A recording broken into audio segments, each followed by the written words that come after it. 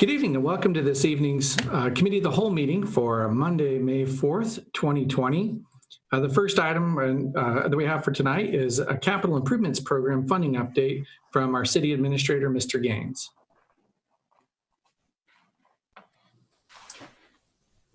Thanks, Mayor. I'm trying to share the screen. I hope you all can see that. Yep, we can see it fine. So I guess here we are with COVID-19.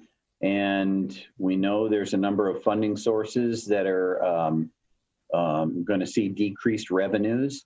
And one of the things that we wanted to do this evening was just take a real brief look at where we are with our capital improvements program as we move forward. So one of the things I don't want to be an alarmist about, but I would like to say, because of a lot of the policies that the mayor and city council have put into place, we are in pretty good position with regard to what we have on our capital improvements program. So I'd just like to maybe run through a number of what we have going here. So first thing we'd like to do is probably hit a little bit of discuss the 6 major funding sources or areas of concerns with regard to revenues, and just real briefly where they came from and what we see as the future holds for some of those. So one of the other things that we'd like to do after we keep moving forward is look at individual projects that we've identified that could possibly have some challenges moving forward. And really we'll have some recommendations for some projects that are in FY20 and FY21. But quite frankly, all we have right now is projections. We are going to know a lot more in 6 months on what some of these financial impacts are going to be. And 6 to 8 months from now is about the time we'll be going through our goal setting and CIP. So we'll really take a look at a number of these items a little bit more then. So really, strategically, what we did is we looked at, should we continue certain projects? Should we delay certain projects, or should we move some of those projects forward? And the way we looked at it is, if a project's in the study phase, the project's in design phase, and how the funding's impacting that project. But for the most part, study and design phase, we would really like to keep those projects moving forward. And part of that reason is, we'll get to in a little bit, but some of it has to do with the stimulus and projection for what we see and potential a stimulus that would look at infrastructure and setting ourselves up for some of that funding. So let's just jump right into some of those funding concerns that we had.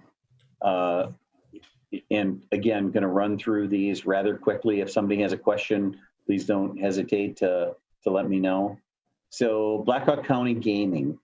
This is probably one of the most challenging funding sources, and I'll get to the end here and tell you why. So from a funding standpoint, this is monies that come from the Isle of Capri Casino.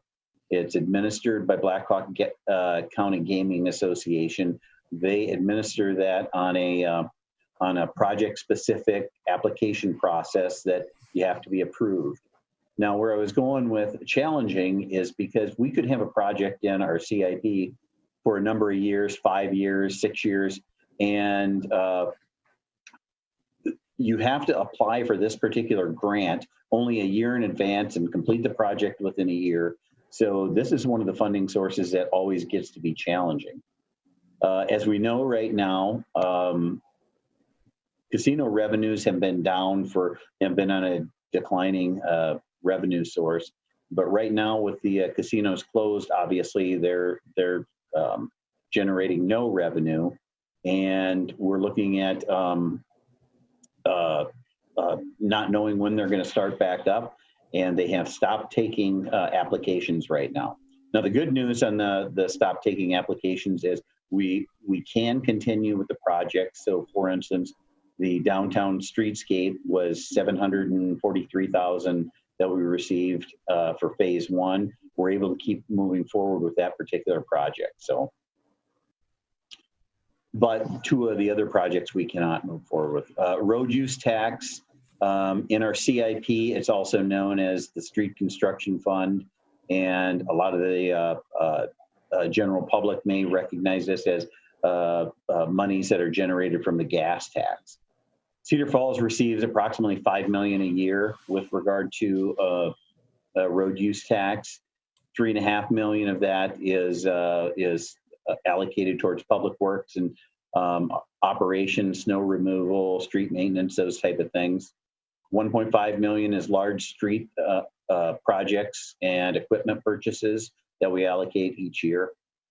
And so one of the things that the Iowa DOT is telling us is they're seeing at least a 50% reduction in vehicle traffic right now. So they're projecting a 25% reduction in revenues for the city of Cedar Falls. That would mean about 1.25 million. That's our road use tax. Local option sales tax, as you know, local option sales tax is 1% tax that the voters have approved on goods and services sold in Black Hawk County. Cedar Falls receives, very similar to road use tax, about $5 million a year. And throughout the course of the 20-some years that we've had this program, 100% is dedicated towards street reconstruction and repair. So we're also projecting probably a 25% or greater reduction in this revenue source as well. So again, 1.25 million that would we'd be looking at. Hotel motel tax generated from 7% of hotel motel overnight stays. Cedar Falls receives approximately $875,000 a year. That $875,000 is allocated with the funding is for those particular programs or organizations within the city. What Visitors and Tourism Bureau is essentially saying right now is they're seeing a 50% or greater reduction in stays during the COVID-19, which staff is projecting at least a 30% loss of annual revenue, which ends up to be about $260,000. How does this affect our operations? Well, so everything with VNT, we have the funding in hand for fiscal year 21, which starts in July. But as we move forward, hotel motel partially funds our cultural and parks. VNT may have to look at dipping into reserves. So back to the culture and parks, that actually helps out our 810 levy, and which, as you know, would have an impact on our general fund. So trying to move right through here. Emergency reserves, as you know, we have about 3.2 million in emergency reserves. This funding source was really generated from our federal and state reimbursements from the 2008-2016 floods. So that was those dollars were all put into an account, which ended up about 3.2 million. If you recall, during goal setting, staff was recommending that we keep between 1.5 and $2 million in reserves. And so 1 million was allocated to our Whitewater or Cedar River recreational project, and our Center Street project, $500,000 was dedicated to that, which just gets us down to a balance of about 1.7. The council policy basically says we want to keep emergency reserves for those natural disasters and anything that would that we need to take care of for cash flow. Getting back to the federal and state, what happens with those cash flows is when a disaster hits, we have to dip into our reserves to actually go into flood protection or the initial protection mode. And then also typically we'll have to use reserves to keep projects moving for recovery efforts. Those federal and state dollars don't come in very soon. There's 4 and 5 years that have waited for the 2008, 2016 to get reimbursements on some of those funding projects. So, and with the emergency reserves, one of the other things I want to touch on real quickly, keep in mind that if there's no governor or presidential disaster declaration, we will not be receiving any reimbursements for some of those eligible expenses. Property tax, everyone knows where we get the majority of our funding for our general fund, and that's through property tax revenues. And as we move forward through some of these COVID times, one of the things that we discussed is, would it make sense to use some of our bonding capacity due to the low interest rates? We've talked about that internally, and there are low interest rates currently, but we also have to remember that moving forward, what you're going to see is a little bit of a challenge with keeping property taxes where they need to be. So our recommendation is don't really go out and do a lot of bond funding. Right now, we're in the process for 2020 to sell bonds. 6 to 8 months from now, as we start going in the our CIP process and our budgeting process, we can make maybe a better recommendation on that. So those are really the 6 funding sources that I talked about. Now, what I'd like to do is just walk through some of the projects and some of the funding sources and some of the challenges and what our recommendations are with regard to these. So again, talked briefly about Cedar River Recreational Improvement Project. This project construction season's 22-23, and total project cost, the last estimate was about $4.1 million. Now, as you look down here and maybe add some of these funding sources up, I didn't put some of the minor funding sources, so all the projects may not add up to their, in this case, $4.1 million. But if you look, Blackhawk Gaming, $1.5 million, emergency reserves, $1 million, and private donations, $500,000, hotel motels, $300,000. So with regard to this particular project, we're looking at about $3.5 million of the, $3.3 million of the 4.1 are all in that category that's maybe a little bit uncertain with regard to where the revenues are going. So we would recommend continue the design process, continue the permitting process, because we all know that the challenge with the DNR and the U.S. Army Corps of Engineers, but possibly bump this construction back to FY 22-23, or from FY 22-23 to 23-24, just so we can make sure that we move forward. Now, I'll touch on this a little bit more as the Blackhawk Gaming comes back online, and the decreased revenues and the loss of revenue that they've had for Blackhawk County Gaming Association and what they're able to put forward to grants for communities.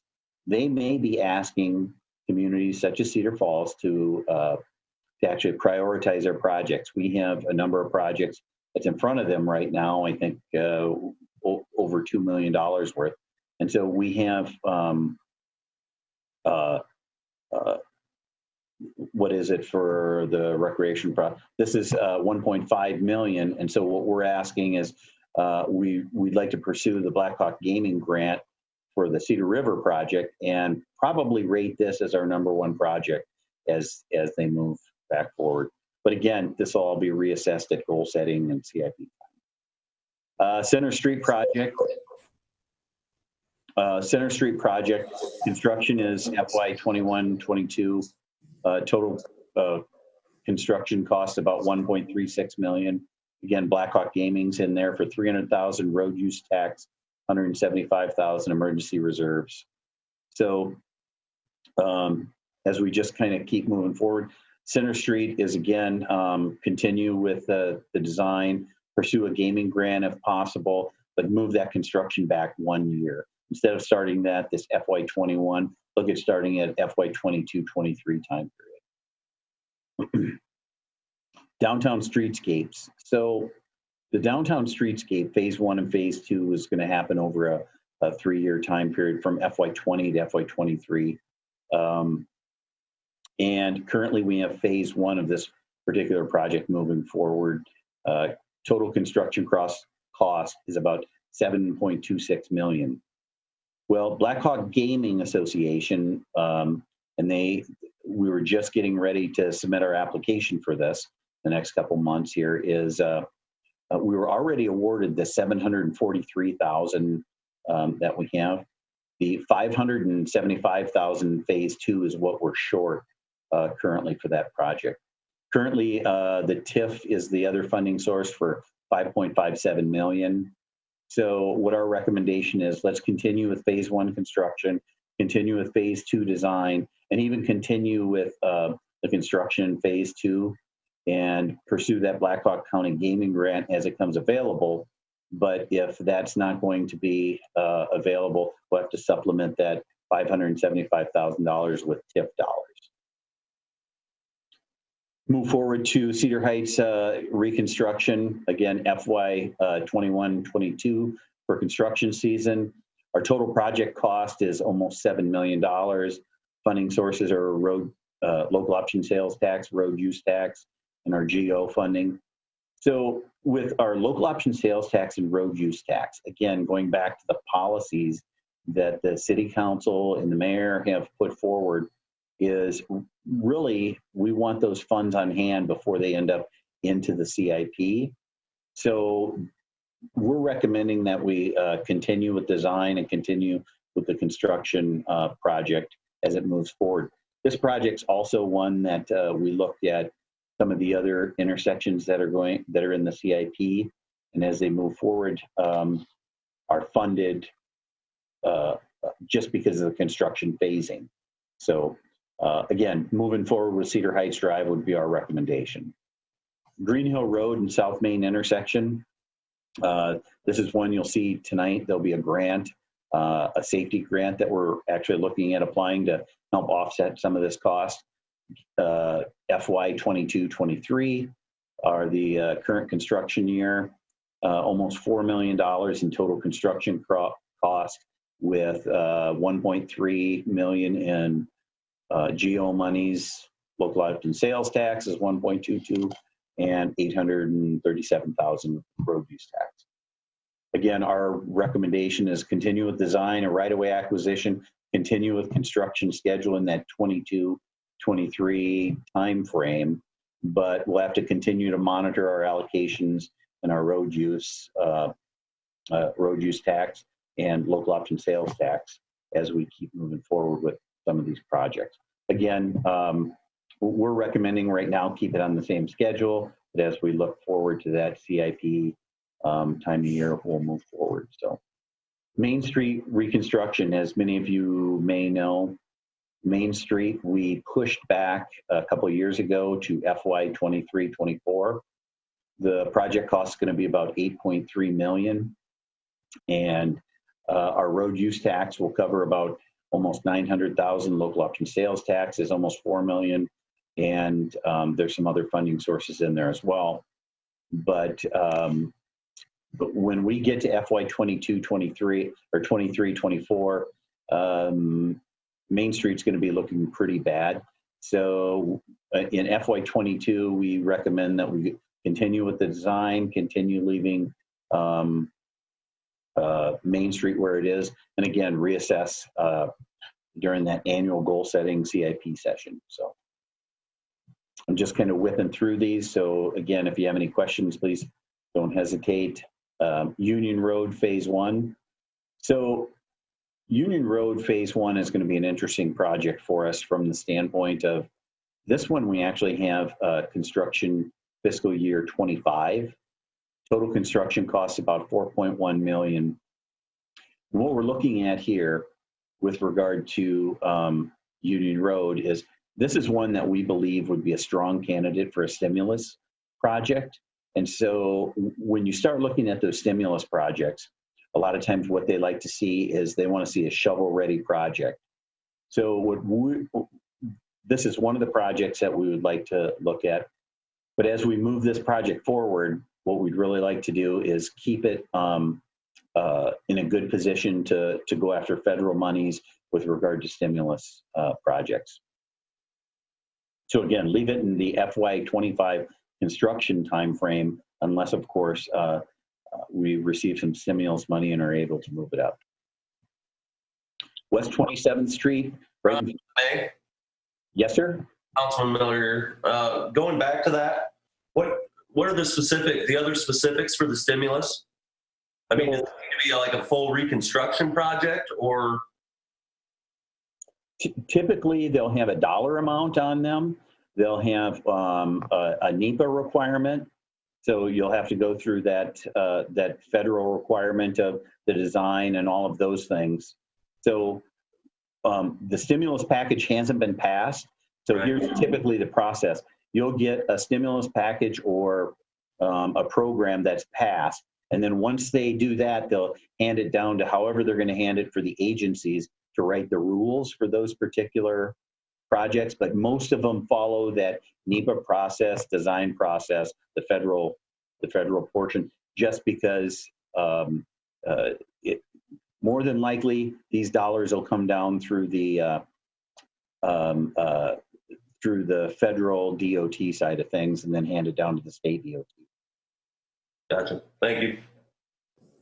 Ron, I have a question quick. Yes, sir. All these numbers, fiscal years, when you talk construction, you're actually talking calendar year, the calendar year of 25, because the fiscal 25 starts July of 24. So yeah, and so what happens, that's why a lot of times you'll see you'll see where we have fiscal year 22, 23, because you'll bid them in the fall of the year and then start in the spring. And usually you'll do that whole calendar year for construction. So This particular construction fiscal year 25, you're starting in 24, you're saying bidding? well, that's what we have it listed at right now is construction being in FY25. So we could probably, well, my guess is what we would have right now is fall of FY25, but construction in calendar year 26 would begin. Okay. That's the way it's listed in the CIP now. And most all these were that way as well. They're all saying fiscal year. Yes. Okay. But it's the following calendar year. Yeah, like FY21 is July 1.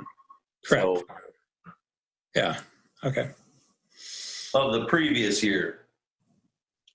yeah, so like this year, Sure. so FY21 is July 1, but it's July 1 of 2020. Yes. Yep. So this one right here, continue with design, I'm jumping to the recommendation at fiscal year 21, you'll be designing it this fall. So the funding for design will come available July 1, and then construction would be in FY22. So more than likely, construction would be the summer of 23. Okay. Got it. Okay. So again, this is the West 27th Street is right in front of the new high school. It's about a $4 million reconstruction to get that street ready for the new high school and also out towards Union Road.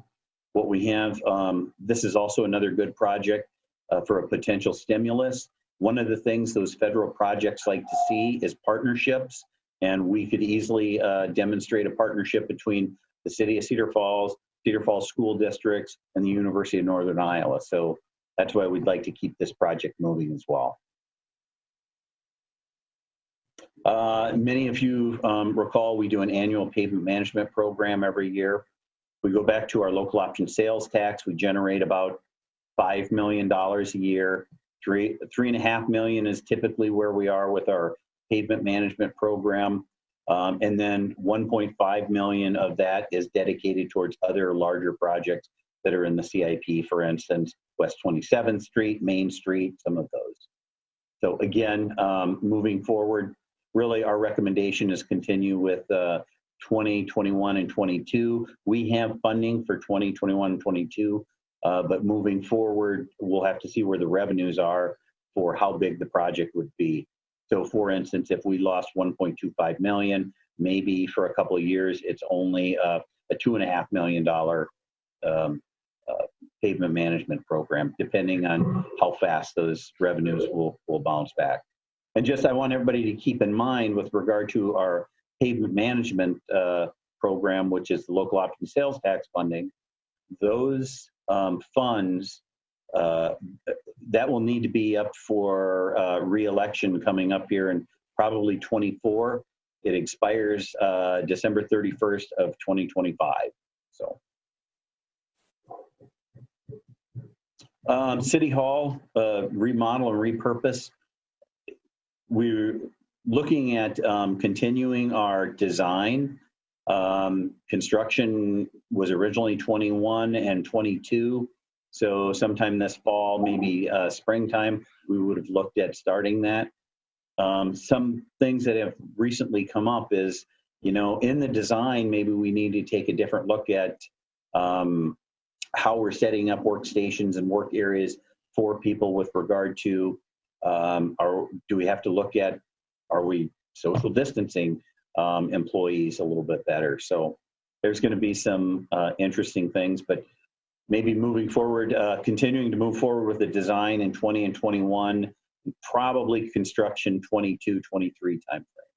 So I know I went through that stuff pretty fast, but staff would really recommend that we continue with the adjustments to the CIP as presented, and then just kind of questions. Ron, I had a question about local option sales tax. Is the requirement that it be only used for roads, is that only a council requirement, or is there a state mandate on that as well? So when you actually put it into up for a bid, or not bid, for a vote, what happens is you describe what those funds are going to be used for. Now, one of the council decisions a long time ago, we could use some of that for staffing or some operations, but what that does is that takes monies away from what you would actually put into the street. So the council made a policy decision that we stay away from that. Now, I know the city of Waterloo, they are able as well to use some of that for operations, and they do. My understanding is they generate about twice as much as we do a year. I think they're up to almost $10 million a year.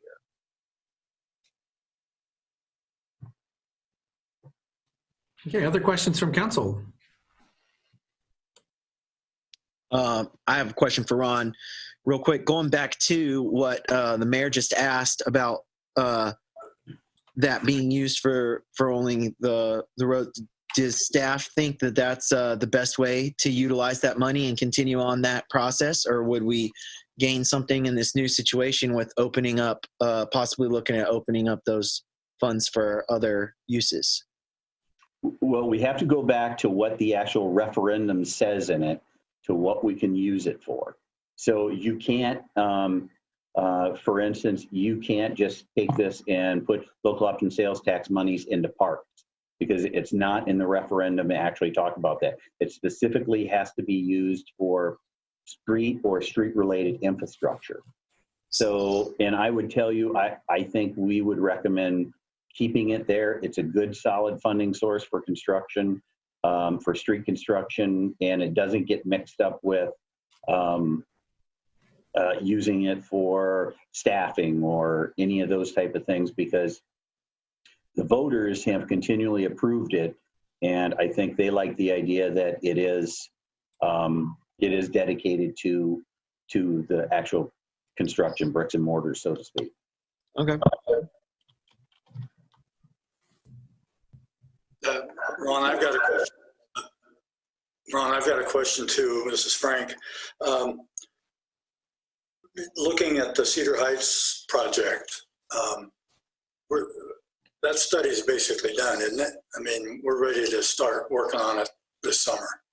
That's one that we're actually starting design, or we're midway through design. We're actually finishing up design with some right-of-way acquisition, and yes, that one's getting ready to be let. Chase might be able to jump in and say exactly what they got projected for a letting date. Well, I'll just continue with my question, and then Chase, either of you could I had a couple people call me today. And I don't know if it was more their opposition to a roundabout or the expense of a roundabout, but they were thinking that in this current climate, is it cheaper to build a traditional intersection than a roundabout? And my answer was, well, it might be, but we're already, the horse is out of the barn, so to speak. What would be the impact if the council were to say, hey, we decided we want to go cheaper there? How would that impact a project like this? So let's back up a little bit. We hired a consultant to actually study that whole Green Hill Road corridor, and we paid them $90,000.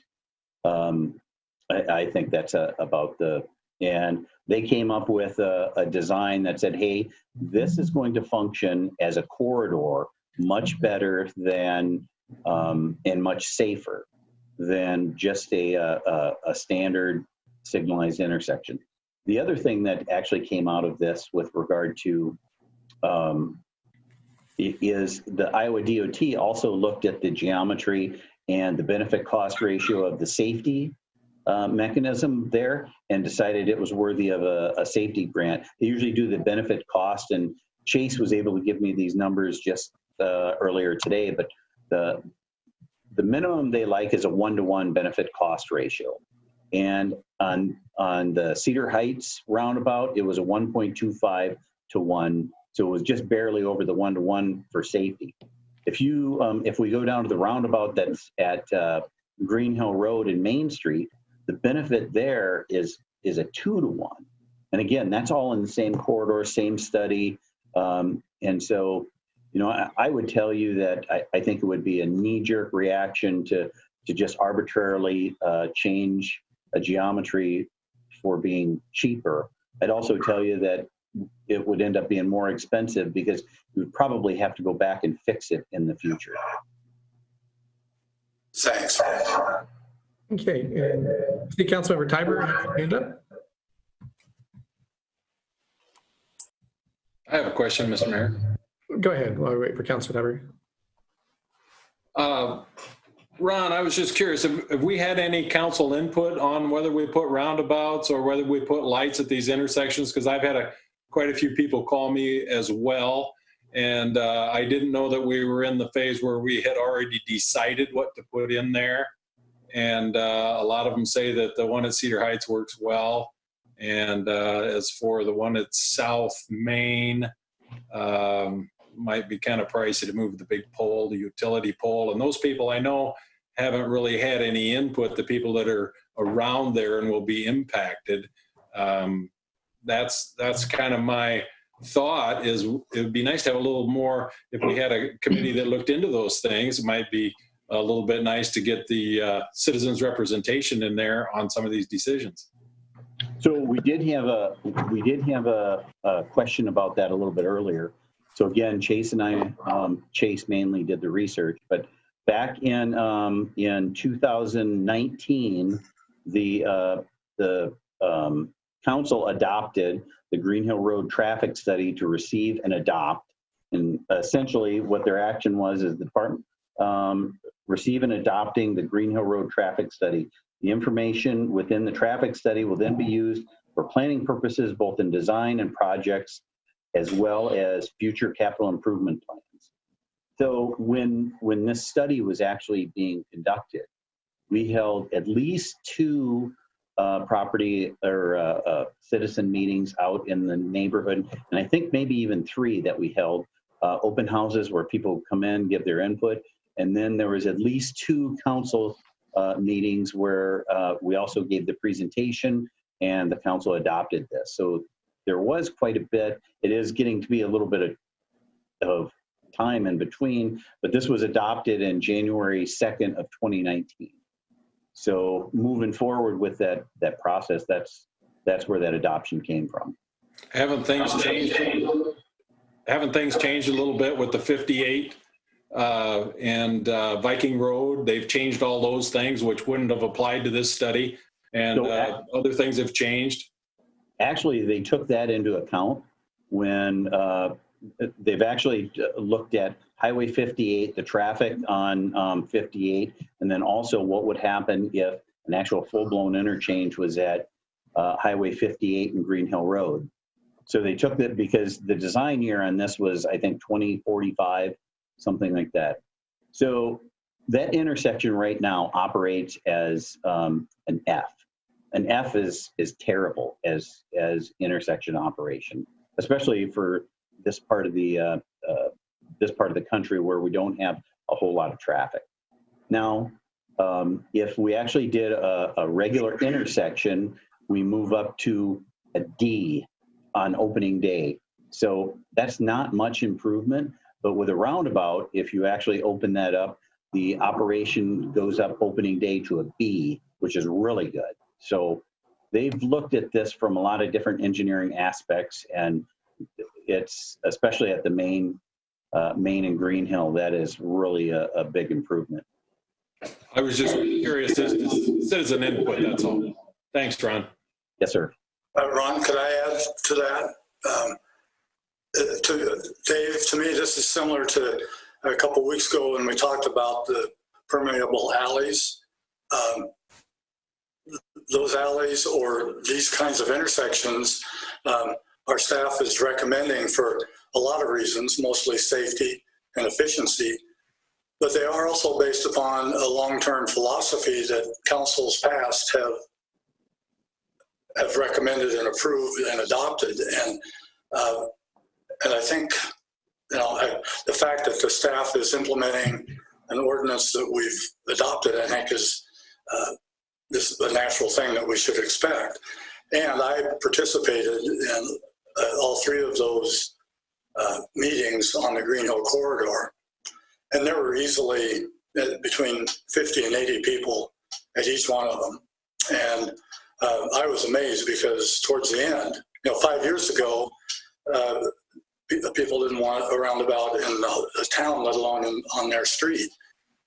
It appeared to me, and maybe Stephanie can clarify this, but I think there maybe were only 2 people that indicated they didn't want a roundabout on any of the intersections on Green Hill, whereas, multiple times that many were supportive. And I think the success of University Avenue is demonstrating to the community that that is an efficient, safe way to move traffic across our community. And so to me, until we change the complete streets ordinance or policy, this should be more common than an area of discussion. I mean, they are far more efficient, they're safer, and that's, I hope that our community wants us to have safe streets. And so I needed to say that because it's been kind of a bit of a passion of mine, Dave, anyway, that we're moving in this direction.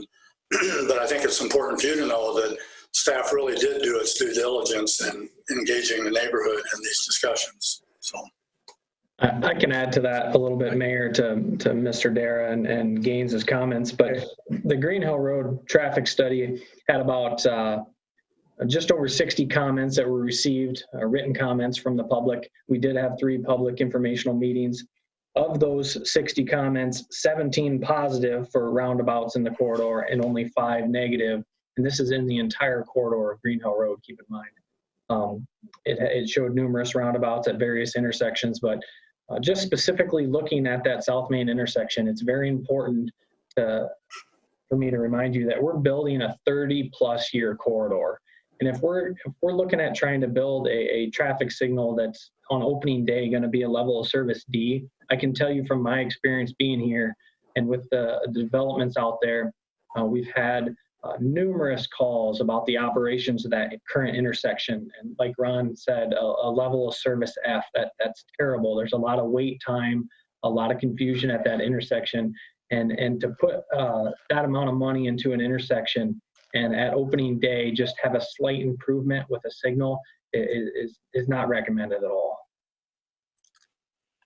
Okay, thank you. I see Councilmember Tiber, you have your hand up, a comment there? And I got you muted, but your mic's open, but I'm not hearing from you. Try now. Okay, still nothing. Okay, I'll leave your mic unmuted. If you can get in later, we'll certainly take that comment. Any other questions or discussions from council on these items? Mayor, if I may, Yes, please. to Ron or Chase, as far as projects being shovel ready, and I guess first off, I can appreciate, the motion you got or what you're recommending here for moving forward with downtown and trying to keep that process going. I'm wondering about Center Street. Are there complications with what you guys see potentially coming as far as the requirements for a shovel-ready project with a stimulus to include Center Street as a potential there? Or does it just not meet the requirements? Or why would we not look at that one as well? Because design pretty well will be done here, I thought, this fall. So I think you're absolutely right. We're going to look at all of our projects and what the requirement could be for a stimulus or moving forward. The problem gets to be is what they're looking for is a lot of infrastructure work and a lot of where there's a lot more streetscaping in Center Street. So we're just going to have, it's really going to depend on what the qualifications are. I think Councilman Miller, that we're not afraid to go after any grant for any project if it'll help the city out. Sure. Thank you. Thanks. Mayor Green. Yes, excellent. I hear you now. Thanks. Appreciate your patience. Just a few comments. First of all, Director Gaines, it might be a good idea to distribute the Green Hill Corridor study just for a little refresher. My second question is just related to road use tax, whether or not that's a percentage of fuel price or also fixed cost. And if it's a percentage of fuel, the price of fuel, of course, there could be greater variability on those revenue streams. We can take that one offline. But my real question is related to the 810 levy. Currently, right now, we fund most of our debt service, much of it out of the 810.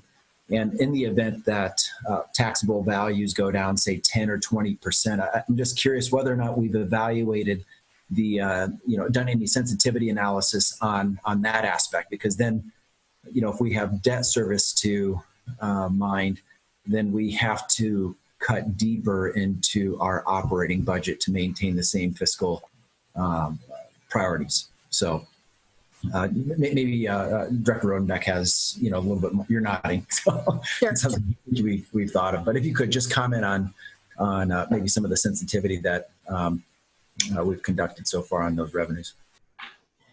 Well, first of all, stepping back, Nick, I would say we pay for some of our debt service out of the general fund, not most. It'd be more the opposite. But I think we always knew that that was one good thing about paying for some debt service out of the general fund, is we always knew that was kind of another tool we had, that if things did get strapped in the general fund, that it is one thing we have kind of in our toolbox to move out into the debt service fund. Now, we understand that has property tax implications when you move it, but it is, at least does allow us some flexibility. And I think we always knew that if that time comes, that is one thing we would have to move out of the general fund and move it to the debt service. So I want to say for 21, off the top of my head, I think it's about 200,000 that we have out of the general fund going towards debt service.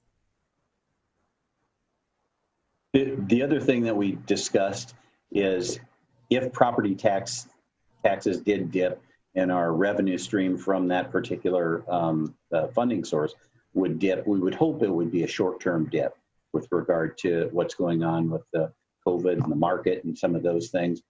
We may have to use some of those emergency reserve funds just for a Band-Aid for some of if it's going to be a short-term dip. But again, some of that we're really not going to know for 6 or 8 months, and just to see how some of the markets are going, including the real estate market. Okay, thank you. Any other questions or comments? Mr. Gaines? Yes, Mr. Greers, go ahead. Actually, maybe for Ms. Rodenbeck, on the bond rates we could expect for the next issuing of bonds here, do we have an idea where we are compared to the last year or two? So one of the, what we're projecting right now for an interest rate is we're hoping that we're going to be able to sell right around that 1.5% is what we're hoping we're going to get for an interest rate. The last time we sold bonds, I want to say it was about 2.8% when we sold them in 18. So we are projecting a lowest interest rate. And I think you said we are retiring just a little bit of some older bonds, not a whole lot, it's eligible. Right. We had our one bonds, 2009 bonds, 700,000 that we could pay off. So we are paying off 700,000 to save on interest costs. We did look at our 16 and our 18 bonds as well to try to take advantage, but unfortunately they don't have call dates yet. They're out a few years yet. So weren't able to do that. Regarding real estate prices, the people I've been visiting with are implying that low mortgage rates are driving up real estate values or supporting the values. Now, maybe in a couple of years, you might see a change in regard to the actual valuation and that sort of thing. But I don't know. With working with my clients, we don't seem to think there's going to be a drop in real estate values. But who knows? Okay. Thank you. Any other questions from council before we move to the motion? Okay. So motion is to have staff continue with adjustments to the CIP as presented. Is there a motion? So moved. It's been motioned by Councilmember Cruz and seconded by Miller. Is that correct? Yep. Okay, thank you. All in favor, say aye. Aye. Opposed? Okay, so that passes. And that will move us next into bills and payroll. Is there a motion to approve? So moved. Second. A motion by Cruz, seconded by Harding. All those in favor say aye. Aye. And that passes, or actually opposed. Okay, so seeing none, then that passes. And that concludes our committee of the whole meeting. I'll entertain a motion to adjourn. So moved. Moved and seconded. All in favor say aye. Aye. Aye. Opposed? Okay, so we are adjourned until 7 o'clock, top of the hour. It'll be the same meeting, so feel free to keep your screen up. It's about 8 minutes away. And we'll see you then.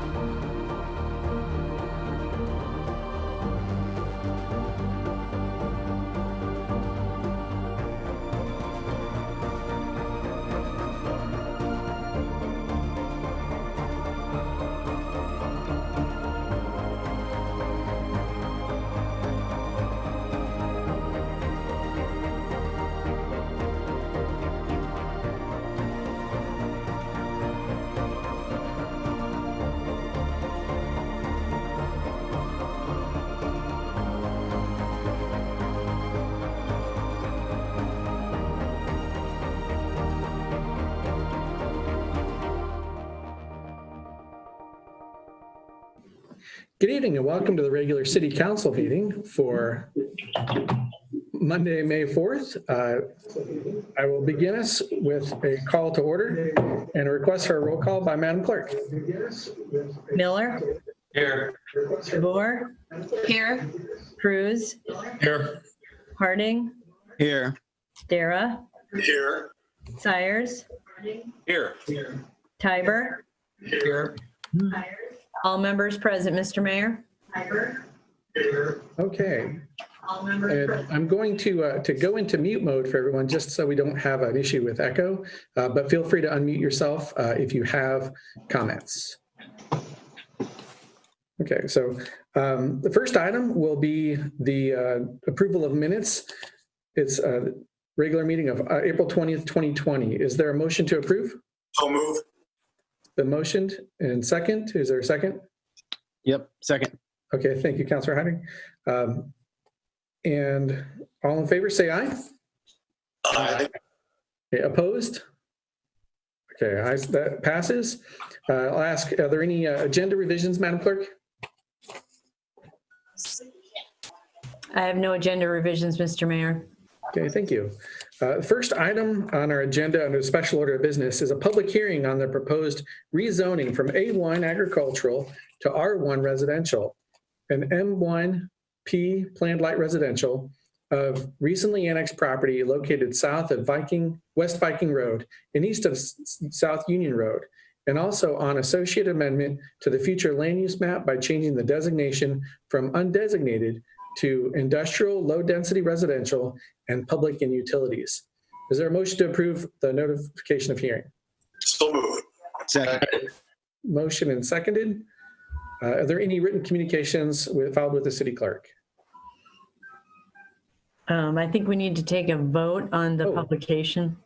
Thank you very much. It's been motioned and seconded. All in favor, say aye. Aye. Aye. Opposed? So that passes. And now we can ask for written communications filed with the clerk. Thank you. I have no written communications on file, Mr. Mayor. Okay. For staff comments, Mr. Shane Graham is going to speak to us tonight about the project. Mr. Thank you, Graham. Mayor. Can you hear me all right? Perfect. All right, excellent. If you remember, City Council approved the annexation of about 244 acres of land last August. That did get approved by the state in February, so the land is within the Cedar Falls city limits. Per city code then, once land is brought into the city, it automatically becomes zoned A1, and then it's up to City Council to take action to rezone it to whatever zoning classification the intended use of the land is. So with the land that the city bought, the city purchased about 200 acres, plus there's a Cedar Falls utility substation right next to that. It totals about 211 acres. We're looking to rezone that from A1 to M1P, which is Planned Light Industrial District. And that light industrial designation is the same classification, which is located just to the east in the existing industrial park. Along with that, there are 6 residential homes along the south side of Viking Road that total about 13 acres. We're looking to rezone that to R1, low density residential. And then there is one property at the southeast corner of West Viking Road and South Union Road. That's about 20 acres. There is a house on it, but they also do some agricultural activities. That's not part of the rezoning, and that will stay designated zoned as A1. Along with the rezoning then, because this is new territory into the city, we need to designate it on the future land use map. And so what we would like to do with that is the industrial area, again, that the city is looking to rezone to light industrial. We would like to classify that as industrial on the future land use map. The utility substation, there is a designation for public and utilities, so we would like to designate that as public and utilities. And then the homes as low density residential to make all those kind of conforming with the future land use map. So there's kind of 2 requests there, the rezoning and the designating of that land on the future land use map. Okay, thank you, Mr. Graham. At this time, I will open it up for public comment. I see we have 10 attendees tonight. Looking on that list, if you would like to speak, you can either use the raise hand that's on your Zoom screen, little raise hand icon, or else if you're on the phone, you can just press *9. I'll wait a moment for that.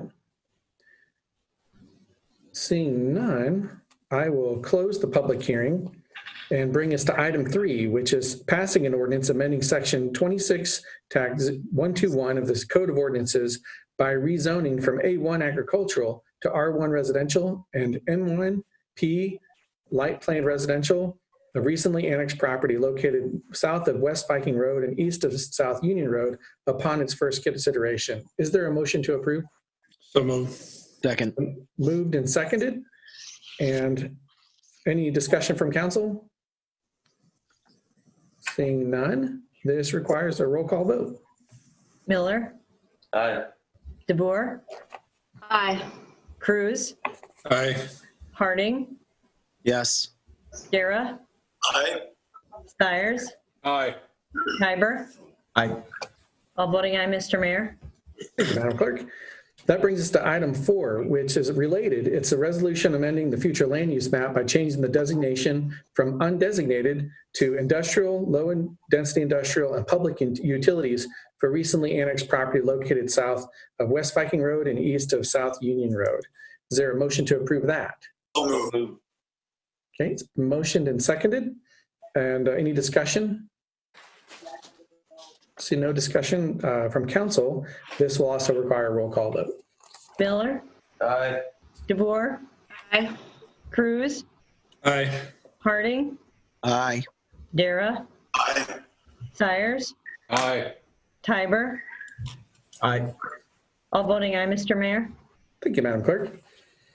Next item on the agenda is item 5, a public hearing on proposed amendments to the city's FY 2020 budget. Is there a motion to receive and file proof of publication? So moved. Been Second. motioned and seconded. And all in favor say aye. Aye. Aye. Opposed? Okay, so that passes, and I'll ask for any written communications with City Clerk. I have no written communications on file, Mr. Mayor. Thank you, ma'am. I will open it up for staff comments, which is going to be from Ms. Redding tonight. Hi, can you hear me okay? Yes, ma'am. Perfect. Good evening, everyone. Tonight's public hearing is for the fiscal year 2020 budget amendments. Our local budget must be amended by May 31st of the current fiscal year. Our process for filing the amendment is done the same way as the original budget, and that is all provided in the Iowa Code Section 384. The city accounts for its expenditures in one of the 9 following program areas for public service: public safety, public works, health and social services, cultural and recreation, community and economic development, general government, debt service, capital improvement projects, and business type activities. The fiscal year 2020 budget was adopted on February 4th in 2019. It has been over a year since you approved this original budget, and budget estimates may be amended and increased as the need arises. The budget amendments you have before you for the fiscal year 2020 budget are necessary due to departmental reorganization, timing of capital projects, participation in various grant programs. This budget amendment also includes the department division budget amendments. The increased expenditures are covered by underspent line items, as well as grant reimbursements and additional miscellaneous and charges for services revenues and cash reserves. Again, the budget amendment process needs to be completed and filed with the county auditor by May 31st. Okay, thank you, Ms. Redding. Before going to council comments, I'll open it up for public comment. If anyone in the public hearing wishes to speak on this item, you can either press your icon for raise hand, or else press *9 if it's on your phone. And seeing none, I will close the public hearing and bring it back to council. So next item on the agenda here is item 6, which is a resolution approving and adopting the amendments to the city's FY 2020 budget. Is there a motion to approve? So moved. Second. It's been motioned and seconded. I'll open to council discussion and comments.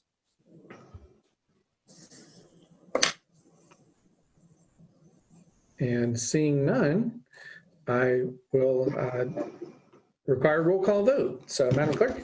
Miller, Yes. DeBoer, Aye. Cruz, Aye. Harding, Yes.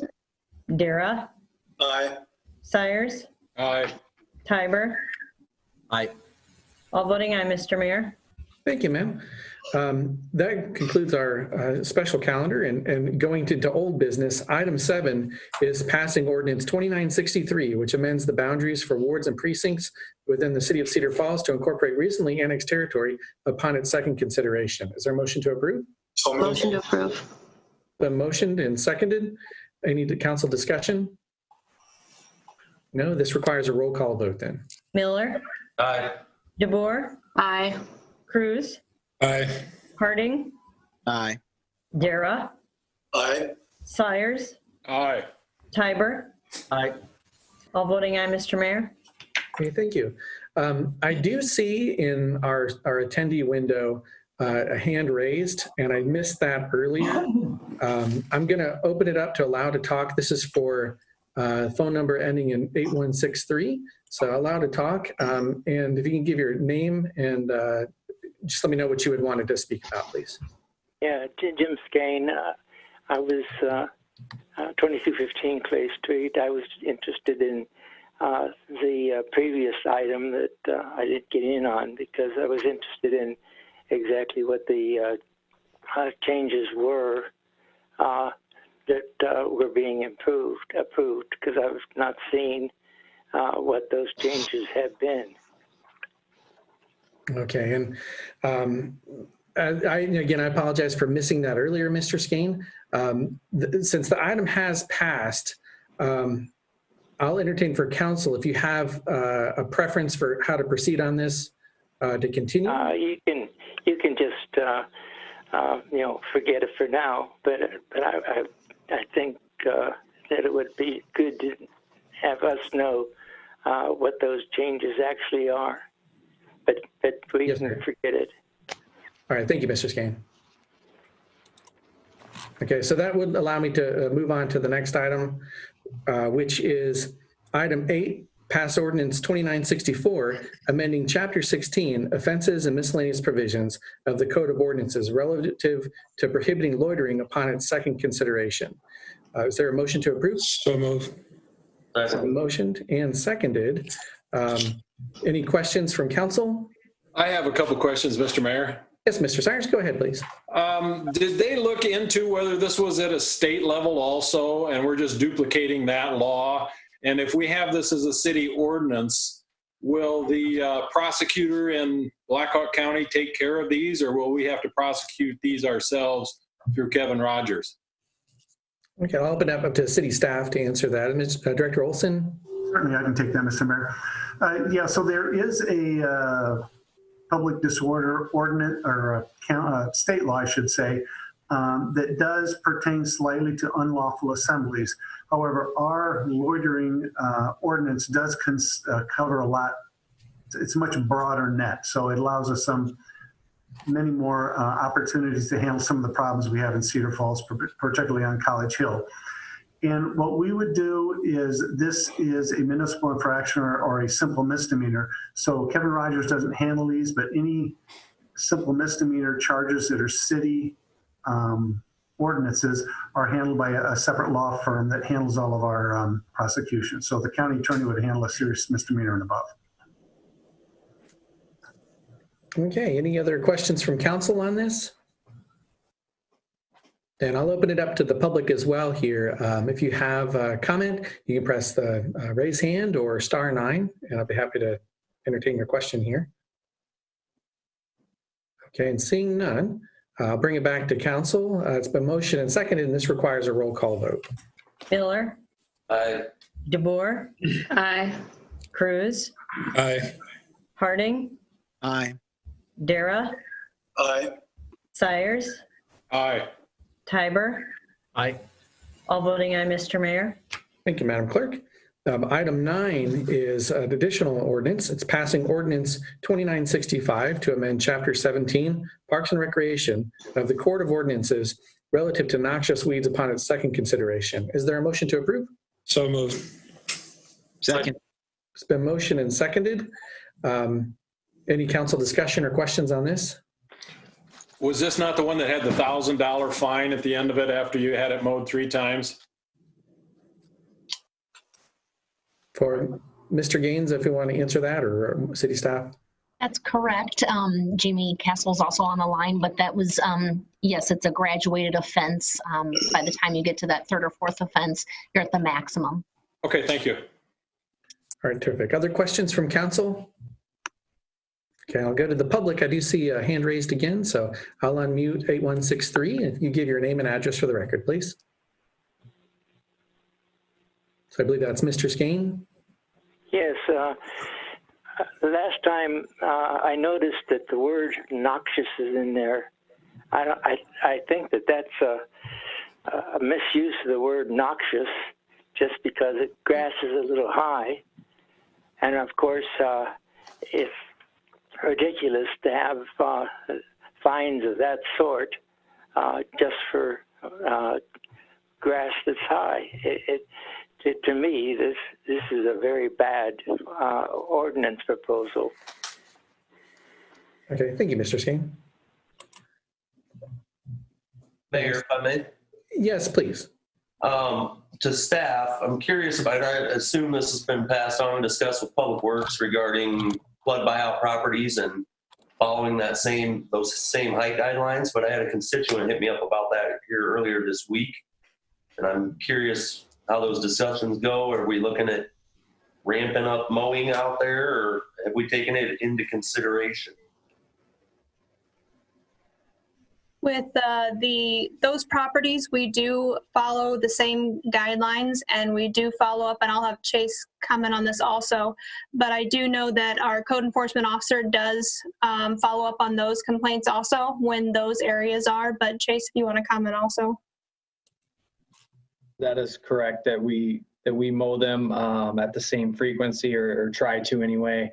Keep in mind that some of those flood buyout areas are intended to restore to more of a natural native area with some prairie grasses and those types of things. So those would not be mowed as frequently, those specific areas.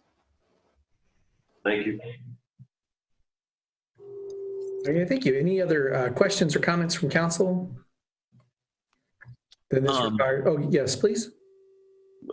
I don't know who was first. The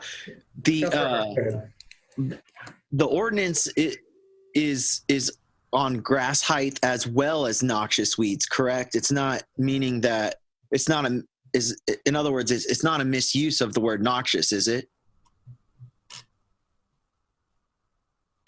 Correct. It's for both grass and noxious weeds. Okay. There's a portion in the state code for noxious weeds, and so it's for both items. And then also the first time you get you're not fined, correct? It's just it's to curb down on repeat offenders. So the first time there's no fine, the second time it was $250 or something like that. I can't remember all the fines, but it worked its way up to $1,000, correct? Correct. The first time it's just the cost of the mowing itself, and then after that there's a graduation of fees depending on which occurrence it is, and it also restarts each calendar year. Okay. Thanks for the clarification. All right, thank you. Any other questions or comments from council on item 9? Then this requires a roll call vote. Miller. Aye. DeVore. Aye. Cruz. Aye. Harding. Aye. Dara. Aye. Sires. No. Tiber. Aye. 6 voting aye, 1 voting nay, Mr. Mayor. Thank you, Madam Clerk. That moves us into new business, which is the consent calendar for items 10 through 17. Does anyone wish from the council wish to pull an item for 10 to 17? Seeing none? Nope. I'll ask for the public. So I see Professor Skane. Yes, Mr. Skane, how would you like to pull one? Well, I want to pull all of them because the language of having these debated and voted upon without debate is not consistent with Chapter 21 and Chapter 22 of the Iowa Code, and therefore each of the items should be each of the items should be considered separately. So I would ask that all of the consent items be pulled. Okay, thank you, Mr. Skane. So items 10 through 17. I'll go ahead and read them individually then. Item 10 is receive and file a proclamation recognizing May 2020 as Bike Month and May 20th as Ride of Silence Day. Is there a motion to approve? So moved. Second. It's been motioned and seconded. Any council discussion? Any discussion from the public? Mr. Skane? And not particularly on this one. Okay, then I'll lower your hand here then. And then just feel that if you would like to comment on an item, then just raise your hand again. Thank you. Mr. Mayor? Yes, Councilmember Miller. Point of order, if I may. Mr. Skane's implication that we're doing some type of something here that isn't legal by city code or state guidelines I feel like we're accepting that. Can Attorney Rogers comment on how we set this agenda up as far as what's legal and what isn't, and if we are doing things properly? I'll allow it. Go ahead, Mr. Rogers. Mayor, there's no question that this procedure is authorized by Iowa law. There's due notice provided in advance. Council is considering it in open session. The procedural matter in which the items are considered is set forth in the council's own rules, which council is following and has followed for many decades. It's entirely proper. It is not. Mayor, if I may. Yes, go ahead. Another comment to Mr. Skane's point. I do appreciate that the discussion he consistently asks for us on the council to have on these items. I don't necessarily see the point in debating beer and liquor licenses. So just wanted to make note of it. Thank you. And it's been brought up in the past, I think 2 years ago or a year ago, of limiting a person's ability the number of items they can bring forward. And for Attorney Rogers, correct me if I'm wrong, but a member of the public may request an item be brought forward for consideration. In this case, Mr. Skane has asked that every item be brought forward. That seems to be within the rights of prudence and counsel. Yes. Thank you. Could I make Mr. Mayor, if I have a chance? Yes, Councilmember Cruz.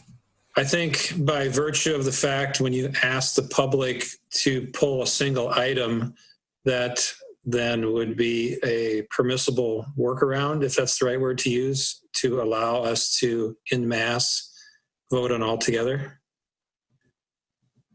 Would be my interpretation of it. I'm doing that, saying that correctly. Well, once an item's been brought out separately, unless there was a change in the council rules which would permit it, I could open through council rules. The majority of council can make a ruling on basically any rule in council. So if the council as a majority decides that they wish to, if there's a motion to have it as a single item again because of the fact that it was just this carte blanche, bring all forward, I'll entertain that. I'll make that motion to consider all items together in one motion. Okay, so it's been motioned. Is there a second? Okay, Councilmember DeBrera has seconded. Or this be a roll call or Mr. Rogers roll call or a voice vote? I understand the motion. It's to suspend council rules. Suspend. So 3/4 vote roll call. Okay, so 3/4 vote roll call. Madam Clerk, could you take a roll call, please? Absolutely. Miller? Miller? Aye. DeBoer? Aye. Cruz? Aye. Harding? No. Dara? Aye. Sires, Aye. Tiber, Aye. 6 voting aye and 1 voting nay, therefore 3/4. Okay, thank you, Madam Clerk. So that brings back to the consent calendar as 10 through 17. Is there a motion to approve these items? So moved. It's been motioned and seconded. All in favor, say aye. Aye. Aye. Aye. All right, opposed? Okay, that passes. So that brings us into the resolution calendar. And that's items 18 through 27. But does anyone from the council wish to pull items 18 through 27? 21, please. Okay, so 21 And 23. and 23. So items 21 and 23. 27, Mr. Mayor. 27 from Councilmember Tiber. Okay, any others from council? Mr. Mayor, Yes, Ms. Davidson? if I could add, if we pull 21, we're going to have to pull 22. Okay, so items 21 and 22 then. Thank you, Madam Clerk. And any others from council? Okay, so from the public, Ms. Pop, go ahead. Just wanted number 23 pulled, please. 23, okay, so that is on there to be pulled. And Yes. Mr. Scan, go ahead. Oops, sorry. Mr. Scan, go ahead. Oh, Yes, sir. Go ahead, please, Mr. Scan.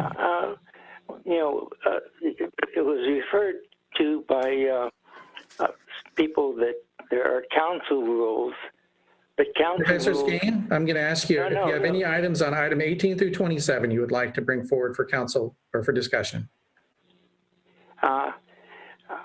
Most of them have been pulled, but I would add 24 and 26. Okay, 24 and 26. Thank you, Professor Skane. And also, I'm sorry, go ahead. I would point out that council rules do not override state law. Thank you, Professor Skane. So we have items 18 through 20, and then item 25 for considering by a roll call vote, or excuse me, by roll call. I'll read them out moving forward. So item 18 was a resolution approving and adopting an amendment to implement the over-the-counter medications for the city's cafeteria plan relative to implementing provisions of the CARES Act of 2020. Item 19 was a resolution approving and authorizing execution of agreement for record towing storage service with L&M Transportation. Item 20 was a resolution approving and authorizing execution of an agreement for record towing storage service with Rasmussen Towing. Item 25 was a resolution setting May 18th, 2020 as the date of public hearing on authorization of a loan agreement and the proposed issuance of not more than $700,000 in general obligation capital loan notes for general corporate purposes. Is there a motion to approve those items minus 21, 22, 25, 20, 24, 25, 26, and 27? Second. So moved. It's been motioned and seconded. And this requires a roll call vote. Miller, Aye. DeBoer, Aye. Cruz, Aye. Harding, Dara, Aye. Sires, Aye. Tiber. Aye. All voting aye, Mr. Mayor. Thank you, Madam Clerk.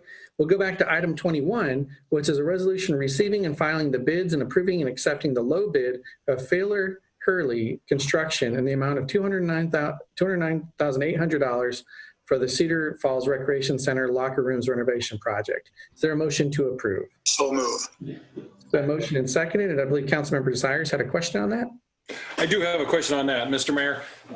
My only issue with this isn't the price of the bid or who's getting the job or any of that. My only issue is that when other gyms that are privately owned are suffering, we're putting money into our gym or recreation facility to compete against others that are suffering. And I don't believe that it's government's job to compete against private business. And that's why I had an issue with it. And I was going to bring it up yesterday, except for the 2 weeks ago, except for the fact that I was down for about that 10 minutes. So that was my only thing. I'm going to vote in favor of it, but I wanted to be out there and say it's not government's role to compete in private business. Thanks for the moment. Thank you, Councilmember Cyrus. Any other questions or comments from council? Okay, and I saw that Professor Skane had his hand up for this one. So Professor Skane, yes, please go ahead, sir. Yes, the thing is priorities. I mean, we're under very strong fiscal constraint. We heard the presentation by Mr. Gaines, and in that particular situation, we were told that there's a lot of projects that aren't going to go forward. And the question is, why should over $200,000 be spent now for that particular project? Okay, thank you, Mr. Skane. That's the question. Yes, go ahead. We have staff comment on that. Yes, Councilor Miller. Thank you. So, Mr. Gaines. Either myself or Jamie could probably answer that. When we brought this item forward, as we started to get ready for the bidding, we explained that the locker rooms are original to the building. They were built in 1993. So this is a major facelift that we're doing to the locker room area. It was recommended as part of the rec center study that we had done. Prior to moving forward with any projects there, we want to take a look at the facility as a whole and think about that. And we are utilizing funds that we put away usually every year as we try to save for capital expenses that we might need to reinvest in some of our recreation facilities. Okay, thank you. Any other questions from council on this item? Yes, Councilmember Tiber, go ahead. Thanks, Mayor. I'd just like to add that I believe that the rec center, and this is kind of playing off of Councilman Sires' remarks, and it's, I think, in the city's best interest. Well, it's just a matter of free market philosophy that we not compete with private sector businesses. In the case of the rec center, I think it is a base level type of service that we provided to our citizens probably back into the early 1990s when there were no services. And for the most part, it's just basic level service. And I will attest personally that the current conditions in the locker room are quite dilapidated. And I think that this improvement just for the sake of maintaining city assets is well overdue. So appreciate all the remarks made. Okay, thank you, Councilmember Tiber. Any other questions or comments from council? Mr. Mayor? Yes, Councilmember Dara. I don't know if someone from staff could answer this question, but how many memberships do we have at the rec center? I know we have individual adults, children, and then family memberships. I'm just kind of curious how many of our residents do we serve in this facility, along with all the programs that are, I think, are helped somewhat funded by memberships. I apologize, I don't know the answer off the top of my head, but can certainly follow up with council members to let you know that. And that's maybe not even the specific number isn't as important as, to me, a basic service that a community like Cedar Falls provides to its residents. And we've had it for a long time, and I think there's a lot of people that depend on it. So I think it's a good investment. Okay, thank you. Any other questions or comments? Mr. Mayor? Yes, Councilmember Miller, go ahead, please. I believe this was mentioned at the last council meeting, but isn't part of the reason why we're moving on this right now because of COVID-19 and because the rec center isn't being utilized currently? That's our hope, that we will be able to work with the contractors to be able to move forward. The contract was put together actually very quickly, so that if it is approved tonight, that we can work with them and get products ordered and available so that we can have everything done and utilize this time that it is closed. It's not a guarantee. It depends on the amount of time that product is going to take with shipping, but our goal is to be able to utilize this time. Thank you. Thank you. Any other questions from council? Then this requires a roll call vote. Miller, Aye. DeBoer, Aye. Cruz, Aye. Harding, Aye. Dara, Aye. Sires, Aye. Tiber. Aye. All voting aye, Mr. Mayor. Thank you. And as a procedural question, this might be for Attorney Rogers. For item 22, being as item 21 passed, do we still need to have a separate discussion of item? Well, actually we do, because Yes, you do. on the rest. Okay. Got it. Thank you. Answered my own question. So item 22 is a resolution approving and accepting the contract and bond of Failer Hurry Construction for the Cedar Falls Recreation Center locker rooms renovation project. Is there a motion to approve? So moved. Second. Motion and seconded. Open it for council discussion. Seeing none. Actually, I just have one question. And this was reading the packet. I noticed that the bids were really close on this one, and I don't know either company, have no stake in it. I was just curious if staff could let me know, do we always just go with the lowest bid? Or do we factor in reputation of company and obviously the best fit for the city? Because I believe the bid prices were only $2,000 difference. So I'm just curious as to why, from what I've seen so far, we tend to always go with the lowest bid. And in this case, they're so close. So if someone could just tell me so I can learn a little bit more about the bidding process, I would appreciate it. So I'll start and maybe I'll have Kevin jump in. But state law requires us to go with the lowest bidder when it's. So, Mr. Gaines, you're a little bit muddled right now. You're going to try it again. I'm sorry. That's sorry. great. Is that Much better. Yep. So state law requires us to move, go forward with construction projects with the lowest bid. Unless we have a good reason to select the other. So for instance, if we go on past performance, what would happen is there would have to be an unresponsive bidder or somebody that failed us before. So Kevin, I don't know if you want to add something to that. Yeah, I would just say, echo the comments that we're required to accept the lowest responsible bidder. So as Mr. Gaines indicated, we have to have a solid reason to reject the lowest bid. Otherwise, we're legally required to accept it. Okay, thanks. I was just curious as to more of the process. Okay, thank you. Does anyone from the public have a comment for this item? You can press *9 or click the raise hand icon.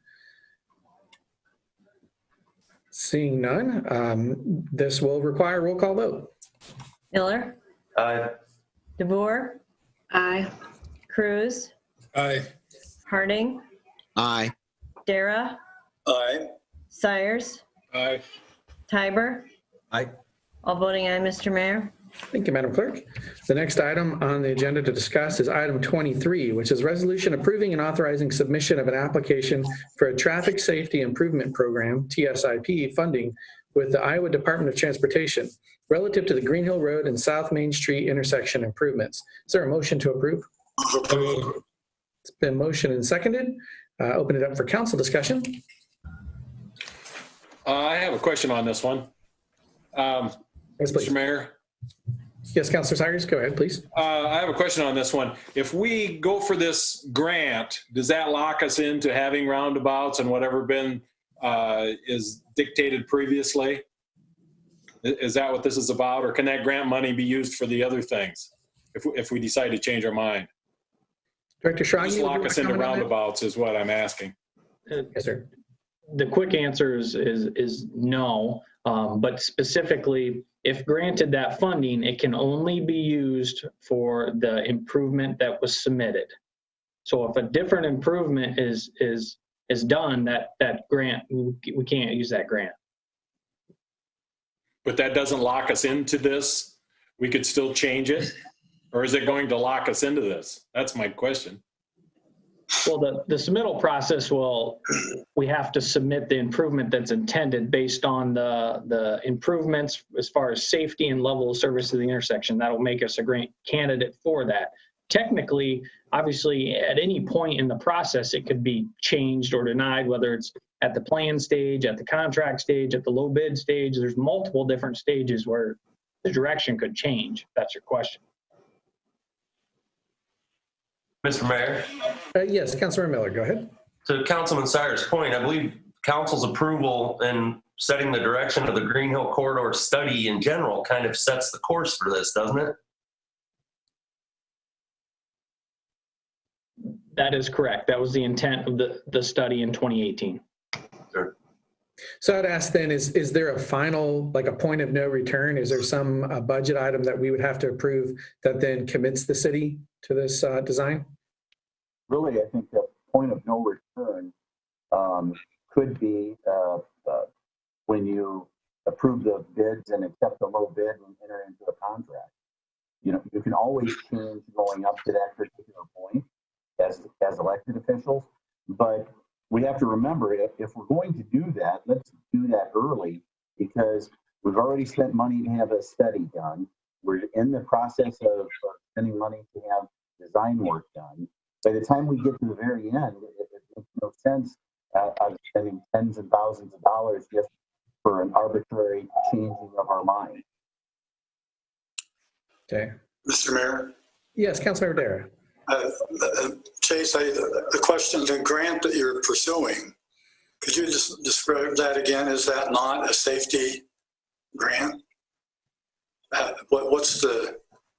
That's correct. Ron mentioned a few of the details in regards to the grant in the committee of the whole meeting tonight, but basically the grant refers to safety improvements in regards to both pedestrians and vehicular traffic, and a large focus of it is on the level of service, and that relates to the delay of vehicles, the amount of time that one sits there at a traffic signal, and the reduced emissions, those types of things. And they put a benefit to cost ratio to those applications to the DOT. Ron alluded to the recent one of Cedar Heights and Green Hill. The city was awarded $500,000 for that specific improvement. And that was a low benefit to cost ratio of only a 1.25 to 1. Anything 1 to 1 or less, they will not consider to pursue funds for. Keep in mind, in the last 3 years, this will be the third one that the city's applied for. And we have received 2 of those already. So we have received $1 million for these types of improvements in the last 3 years. Would you even be applying for that grant if it did not include a roundabout? If it was a signal, we would not be eligible for that grant at all. Okay. All right. Thanks. All right, thank you. Any other questions from council? So I do see 2 hands up. One follow-up question, please. Yes, please. Councilmember Cyrus, go ahead. So that will commit us, though, to spend several $1 million in a time of COVIDs and a lot of unsure economic situations if we do get that bid, correct? Keep in mind, this construction is for FY22. So we are quite a ways out from that yet, and things could change, but we are in the design phases of that. That's correct. Thank you. All right, thank you. Seeing any other questions from council? Seeing none, then I'll move to Penny Pop. I will unmute your mic. So Ms. Pop's name and address for the record, please. 4805 South Main. And just as an aside, I'm having difficulty hearing Mr. Gaines. He's still real garbled at this end. Okay, thank you, Ms. Pop. Information.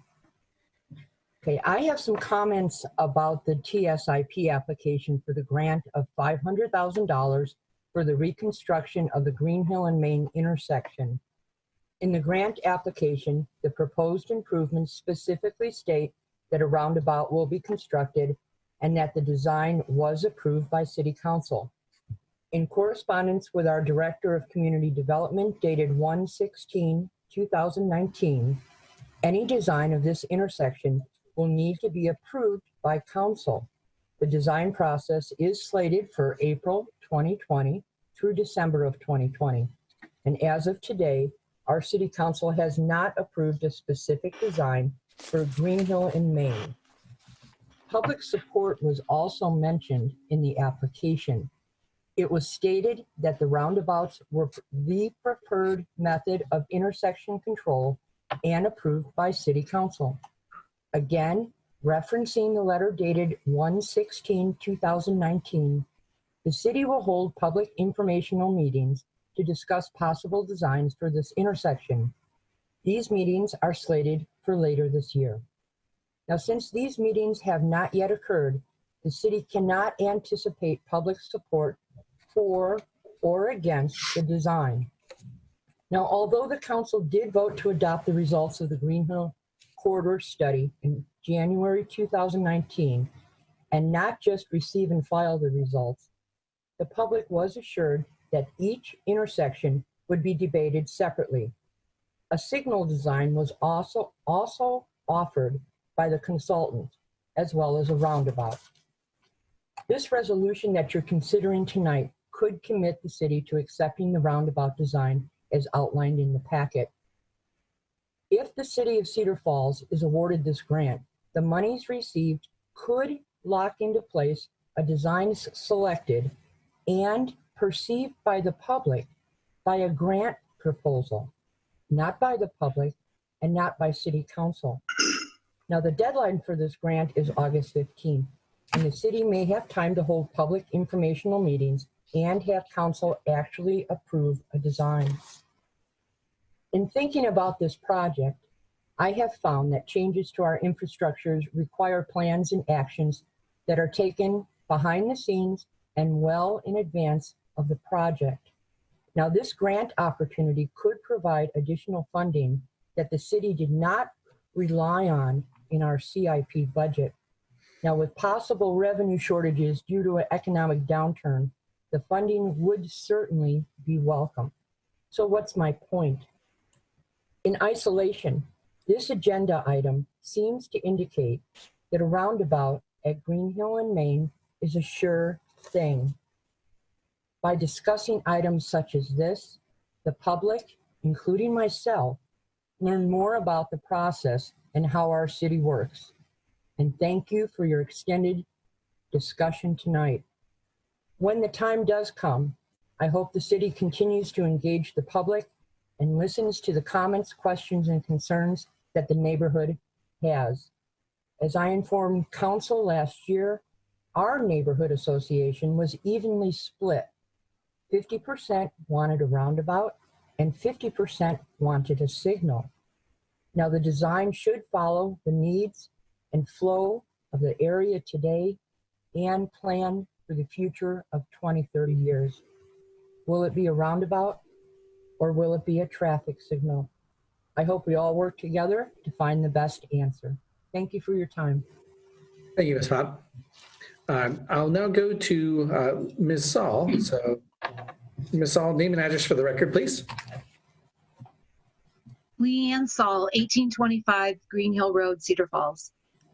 I just have two comments to make. Number one is, and I gathered this from the information that Chase gave us earlier, about we received and adopted, the City Council received and adopted the Green Hill Corridor study, which before, when this question has been asked, well, does this mean that this is what we're doing? Or now, is this what we're obligated to?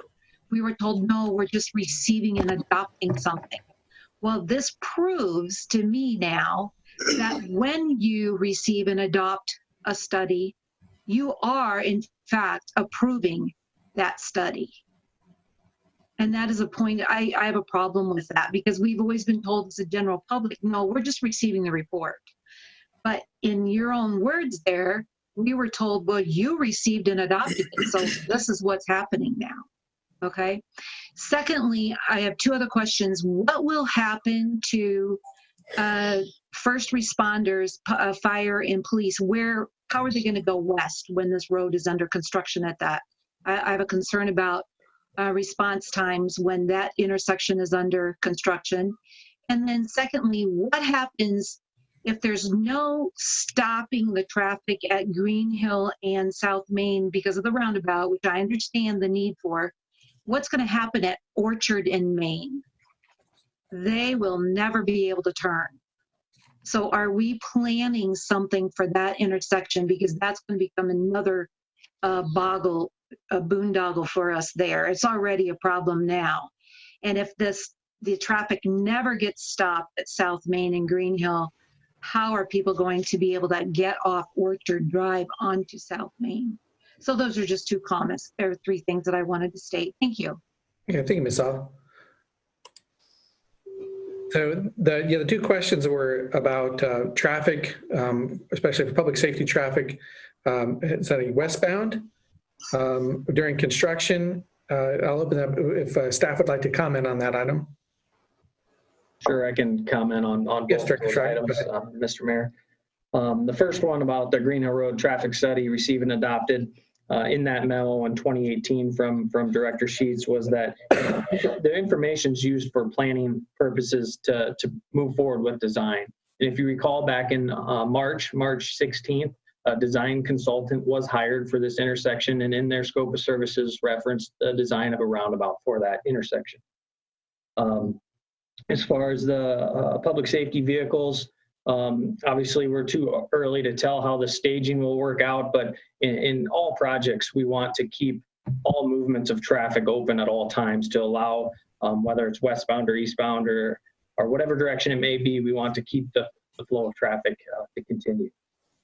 And also a comment on Orchard and Main.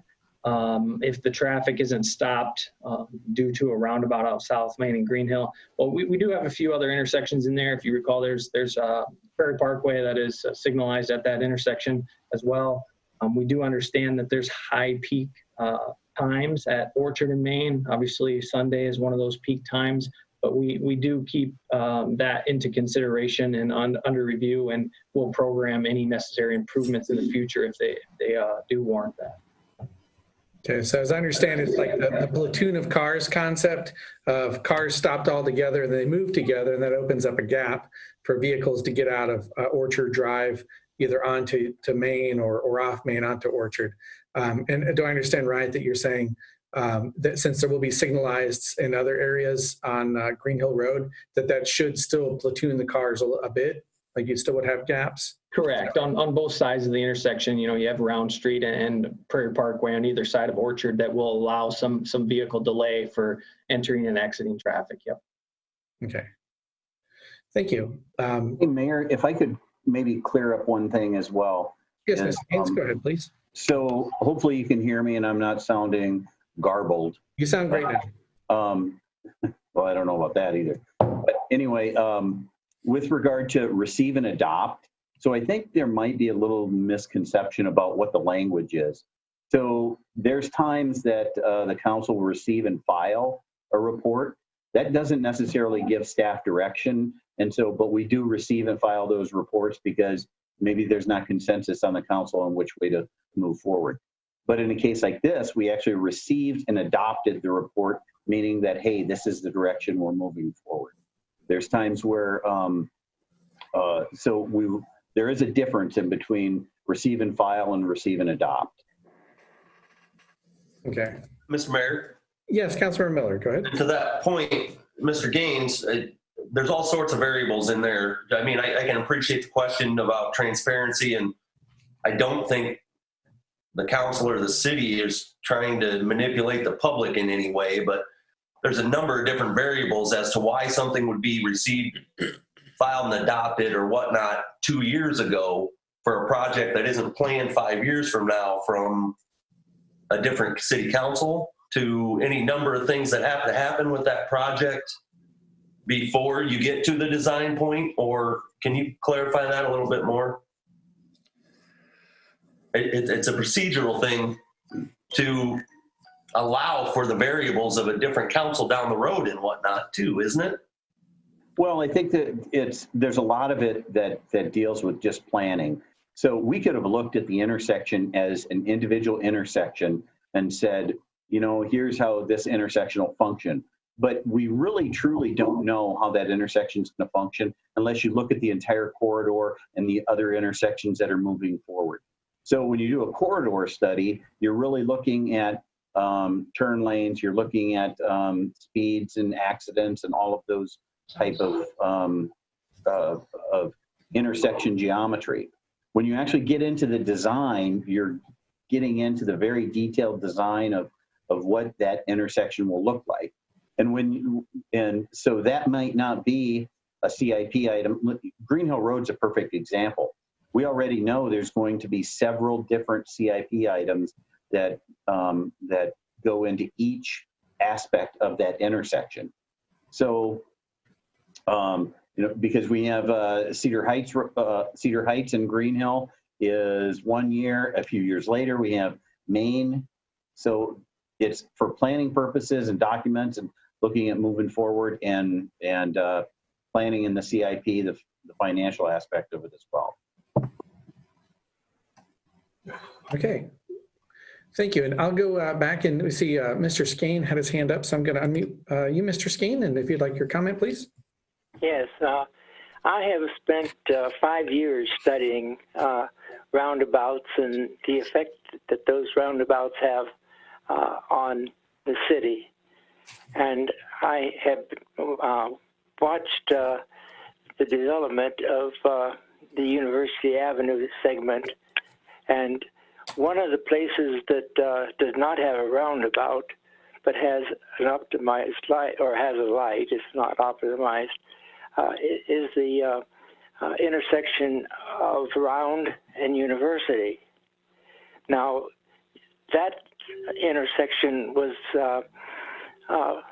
redone with turn lanes and this type of thing, and I'm sure that it didn't cost $3.8 million or $3.83 million. In fact, I know it wouldn't cost that. And then I have examined South Main and Green Hill, and it has plenty of space to insert turn lanes, and that would be on the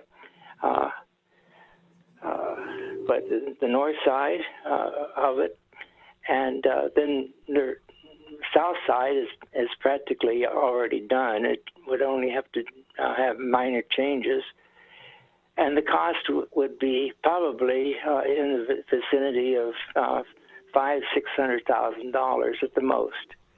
Now we're talking about the difference in cost, and there's other considerations. I mean, when I watched the council approve the roundabout at Cedar Heights and Green Hill, and at that particular intersection, there was no consideration for the people who have to cross that street. You do not cross roundabouts. You do not cross it easily. So the decision, and again, it was a very quick decision that was made on that, and then they decided to add another intersection with a roundabout, so that we're talking about 3 roundabouts when none of the roundabouts serve for the safety of the people, and none of the roundabouts need to be built at the cost of $2.5 million per roundabout. I mean, I've watched Waterloo redo its section of University Avenue. They had $28 million from the state, and according to their budgets, they're able to do all the stuff within that $28 million. We had $20 million, and for University Avenue, and some people have estimated who are close to the university, who say that the real cost was closer to $60 million. Now, if that money is spent, who profits from it? The construction people, and it puts a burden, because despite what people say, people don't travel University Avenue. I mean, there used to be thousands of cars. In fact, some of the studies that were done by the highway transportation federal group said that there should be no narrowing of University Avenue between 58 and Valley Park because of the traffic. Well, there's practically no traffic now. And that's because roundabouts, people do not travel, and they are costly, and they are not safe. Now, I've got again, 10 seconds, Mr. Skane. Please continue. Pardon? I have you at 30 seconds left, so please continue. Okay. At that particular point, I'm sure that there is a study that says that if you keep the light at University, at Green Hill, if you keep the light at Green Hill, then that will be a tremendous savings for the people, and it will be safer. All right, thank you, Mr. Skane. Before moving on, would staff care to comment on the last item? If not, I'll move forward. I can comment on a few of those. Yes, Director Schrage, go ahead.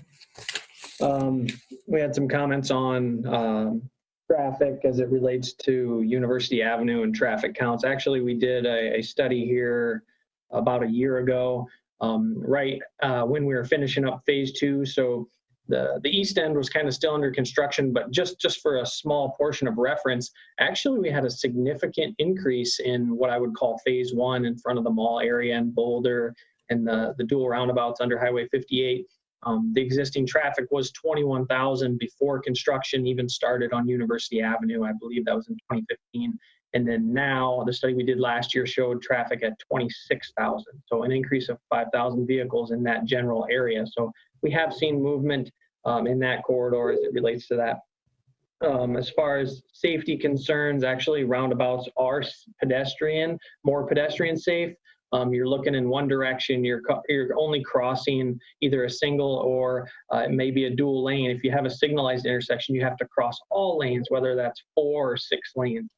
Pedestrians need a refuge island in the center where they can sit and wait. At that point, they would look in the other direction. So there's a lot of benefits to pedestrians as far as safety. So,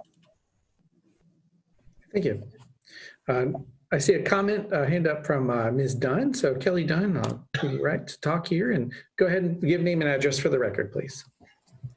Kelly Dunn, 915 Royal Drive, Cedar Falls.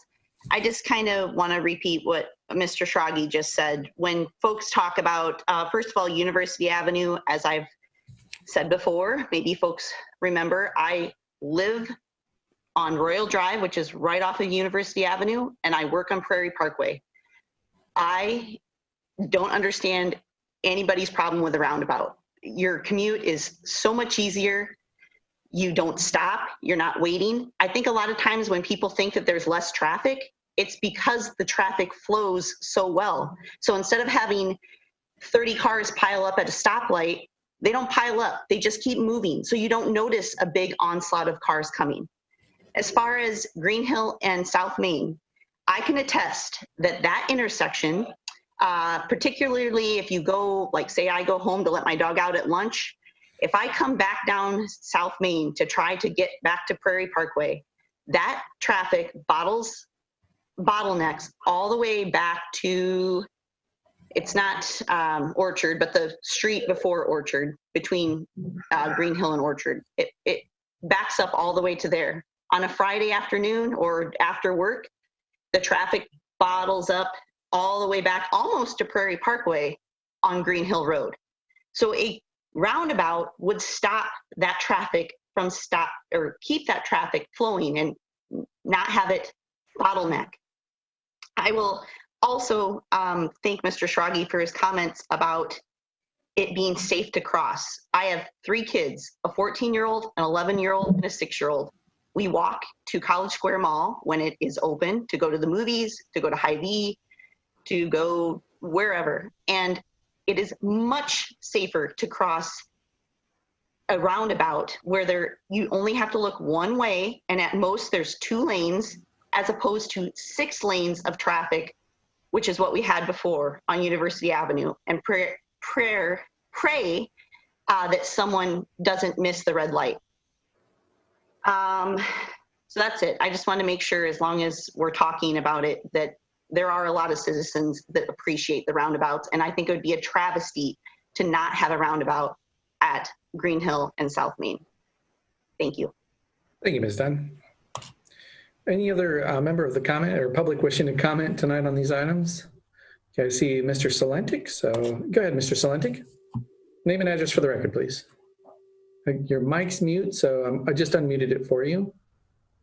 Hopefully. All right, am I here now? Yep, just fine. Thank you. Okay, Jeremy Selenick, 1008 Rockland Street. My only concern about a roundabout there is from the public safety perspective of trying to get fire trucks through there. And when you look at University Avenue's roundabouts and you see those black skid marks that are up on that, they make a little bit of a skid plate for wider vehicles, but these fire trucks aren't like a semi. They don't have a hinge in them. They're one solid truck. And holding a commercial driver's license myself, it concerns me that our newer firefighters that are just learning how to drive these trucks are going to have to maneuver this in an emergency situation when time matters. What happens if they get stuck out there? That's my big concern about a roundabout at that intersection. That's it. That's my comment. Thanks. Right, thank you, Mr. Lennick. For Director Olson or Chief Bostwick, would you want to comment on the ability for fire trucks to get around those roundabouts? Yes, Chief Bostwick, go ahead. I just unmuted you. Okay, thank you. We have roundabouts all the way on University Avenue. We got them on Cedar Heights. We got them all over the community. Whether they're, each one of our firefighters has driven trucks through those roundabouts successfully many times during training, during fire and emergency incidents. Both the new fire trucks, the 2 fire engines, and also the ladder truck, which is the largest vehicle in our fleet. Always successful, never had a problem going through them. We don't have any problems with those roundabouts. And when I've talked to other fire chiefs throughout the country, they never have a problem with roundabouts. We were in a place that had a much smaller roundabout, and the fire chiefs there said that they don't have any problems with their fire trucks managing their way through those. They find that it actually enhances their response patterns and makes things easier for them to get to different places. So, okay, thank you, Chief Bostwick. Seeing no other hands from the public, I will just mute you there. Sorry, Chief Bostwick. Seeing no other comments from the public or questions, I'll bring it back to council for final comment if desired. Mayor, Councilmember Harding, go ahead. So I think that, trying to get the grant money is definitely wise. And from what I understand, correct me if I'm wrong, we're not actually locking into anything with this. The design can change at any point in time. It does lock us. We can't apply if we were going to do a traffic thing. I guess my comment would be 2-part. One, the question would be, would it be possible to have a final design before applying if we waited to apply for the grant? I do realize that we want to apply as fast as possible, but when were we looking at a final design on this? Possibly a month if possible. And then also maybe something to revisit for goal setting is trying to come up with a more fluid and cohesive process on how these intersections are done so that we don't have as much confusion. I know reading through the packet, I had some ideas. I talked with Ram about implementing some things. I won't go into them now, but just putting a feeler out there or a flag out there to say maybe we can make this process a little better for staff. Are you referring to like a timeline to go through and steps for each? Like a timeline would help. And also, it seems like with the adopted versus filed, there was confusion there. It also seems that people don't feel like they have the input. So as far as that, it seems like the city did their due diligence in this aspect with getting the input. But again, I don't want to hijack the conversation with what we can do to better citizens relations on this aspect, but I do think that other intersections, maybe it's as much as we take the intersection and we have a meeting about that intersection. We put everything finalized in place so people know this is what we're doing at this intersection. We adopted this. It's clear. We outline it.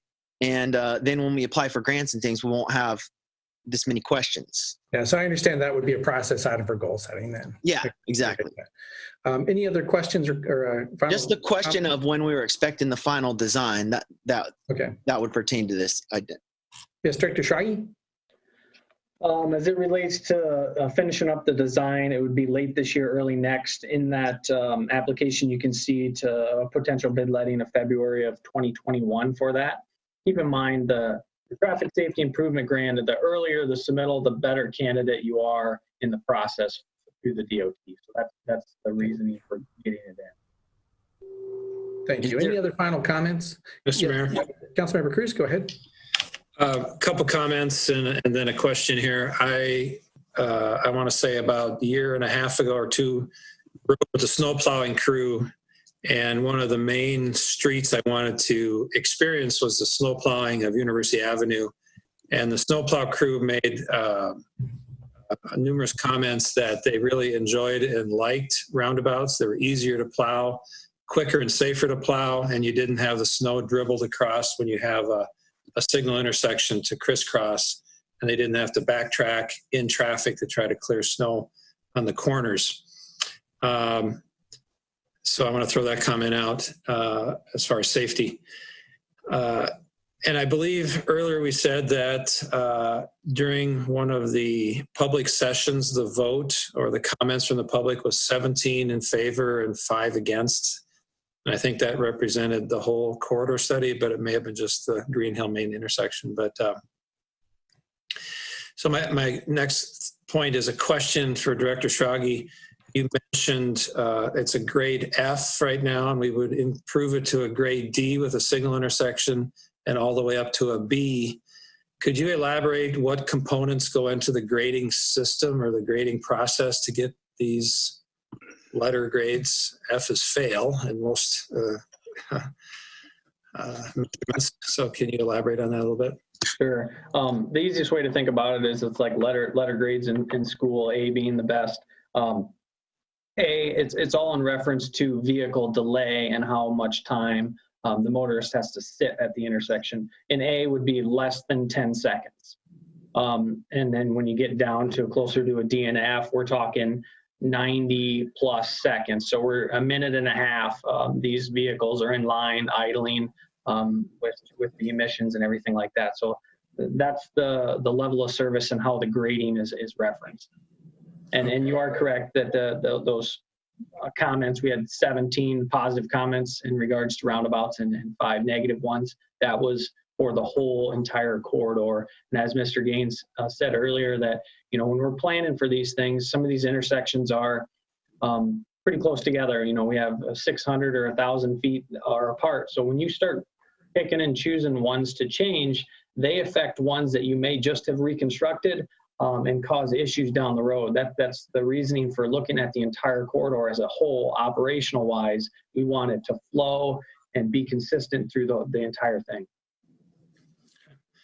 Is there any information readily available about the actual accident rate at that intersection possibly that would improve with the roundabout, or what do we have for that? I don't have that information right in front of me, but that's something that I could get for you. Okay, just kind of curious. All right. Any other questions? Maybe with regard to the accident rate, Mayor, I'm sorry, but with regard to the accident rate, Chase, maybe you could go into the benefit cost of that and how this is a really good candidate for that grant. I can do that, yeah. Okay, any other questions or comments from council? I can't listen to this and not make a couple of comments. Councilor Dare, go ahead. The idea that the public wasn't involved in this, I think, is a little off, because the meetings that I attended, like I said before, there were no less than 30 and probably closer to 60 people at those meetings, and most of them were there because they lived along that corridor. So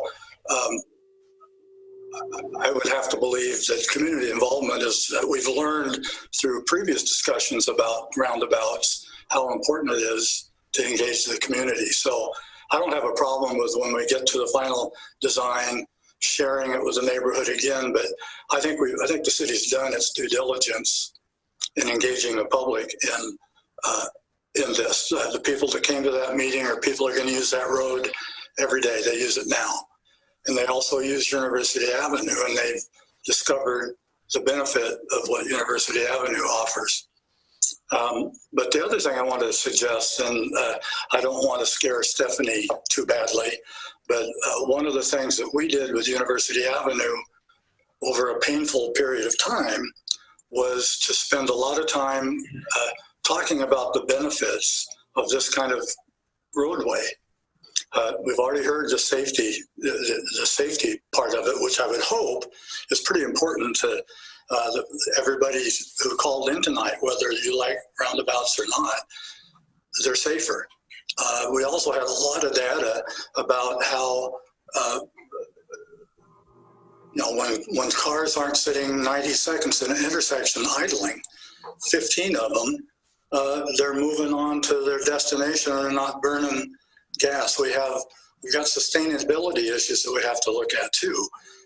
And so we didn't get to this point believing in this kind of without recognizing all of the benefits. But we haven't, obviously people haven't heard them all yet. So I think as we move ahead on this corridor, we need to do a little more public information, pull out some of the old data from University Avenue or the new data for that matter, and remind people what are all of the benefits, and they're multiple. So, because it seems like some of the discussion we're having tonight is like it's all brand new, and it's not. We've got that information. So I would encourage Chase and Stephanie to look at some of that data and have it ready for any future discussion so we can demonstrate why are we making these decisions, because we think it's in the long-term best interest of the community. Okay. Thank you, Councilor Dara. Any other questions, comments from council? Mr. Mayor. Yes, Councilor Harding. Just to follow up with what Frank said, I do think that the city in this case definitely, did a great job in reaching out to people. I think it comes back to miscommunication about adopt and file rather than, so maybe again, something at goal setting, we can look at this process and make sure that going forward, we learn from these things so that we say, okay, well, that terminology, maybe we change the terminology, maybe we tweak the process and how it goes about doing or how it goes about flowing. Things like that, I think would benefit the entire process. That's all. Okay. Thank you, Councilor Harding. Mr. Mayor, Councilor Miller, go ahead, please. Both to Councilman Dara and Harding's points, I appreciate what Mr. Dara was saying regarding the work that the council has done and looking into facts versus fiction in regards to intersections. And for myself, to Mr. Harding's point, I think the city does have a very clear process as far as receiving and filing or receiving and adopting. And this is a perfect case of that, where with all due respect, we're approving and authorizing a grant application, and now we're debating roundabouts again. So some of that, I think we can, and I'm not opposed to the discussion on it, but this is a grant application, not a discussion about whether we think roundabouts are the right way to go or not.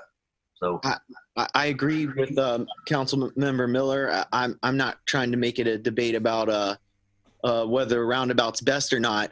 I did have a few communications from people that were confused because they don't remember when the council, what adopt meant. They missed that whole portion. So I guess I'll just go back to, I do feel like we as a council can make the process, I wrote it down here on my notes, this process for intersections as we go forward, because we're going to be doing a lot of them.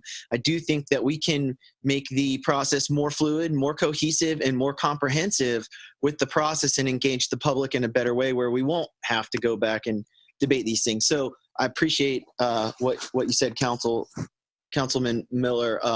But I guess I just want to clarify that I want to try to maybe talk about the process in the future, and I know that we can improve it. I feel like we can.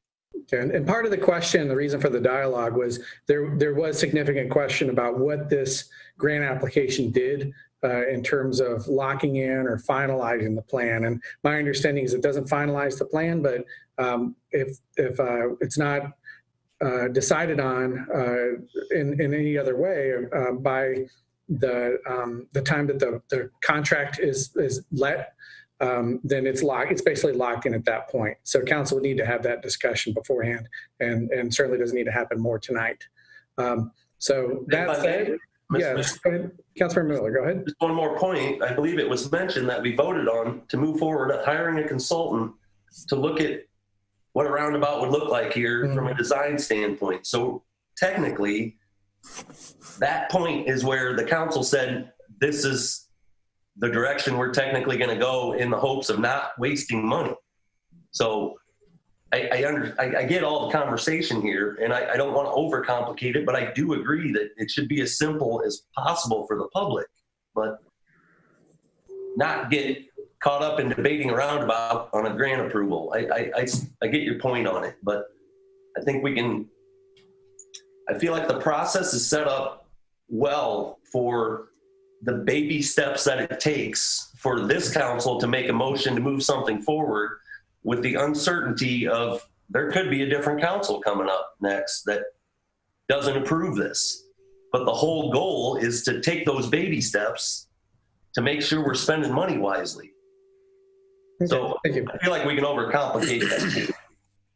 All right, so the motion on the table is, or on the floor, is to approve the submission for the application for the grant. So it's been motioned and seconded. Any other discussion? Mr. Mayor?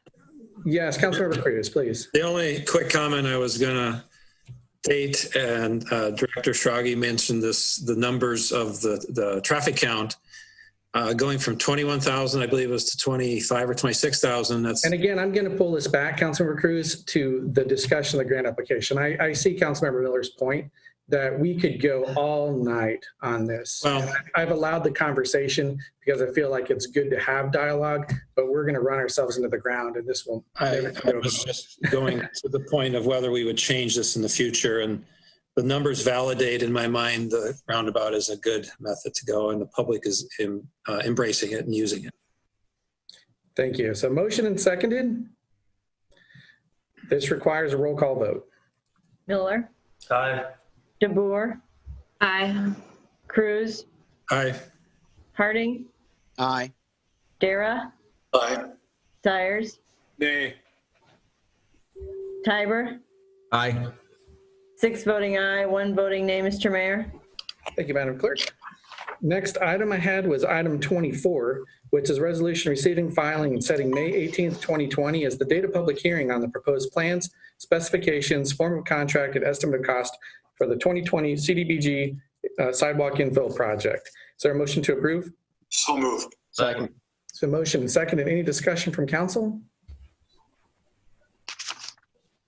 And from the public, and that was, I believe, brought forward by Mr. Skane. So Mr. Skane, go ahead with your comments, please, sir.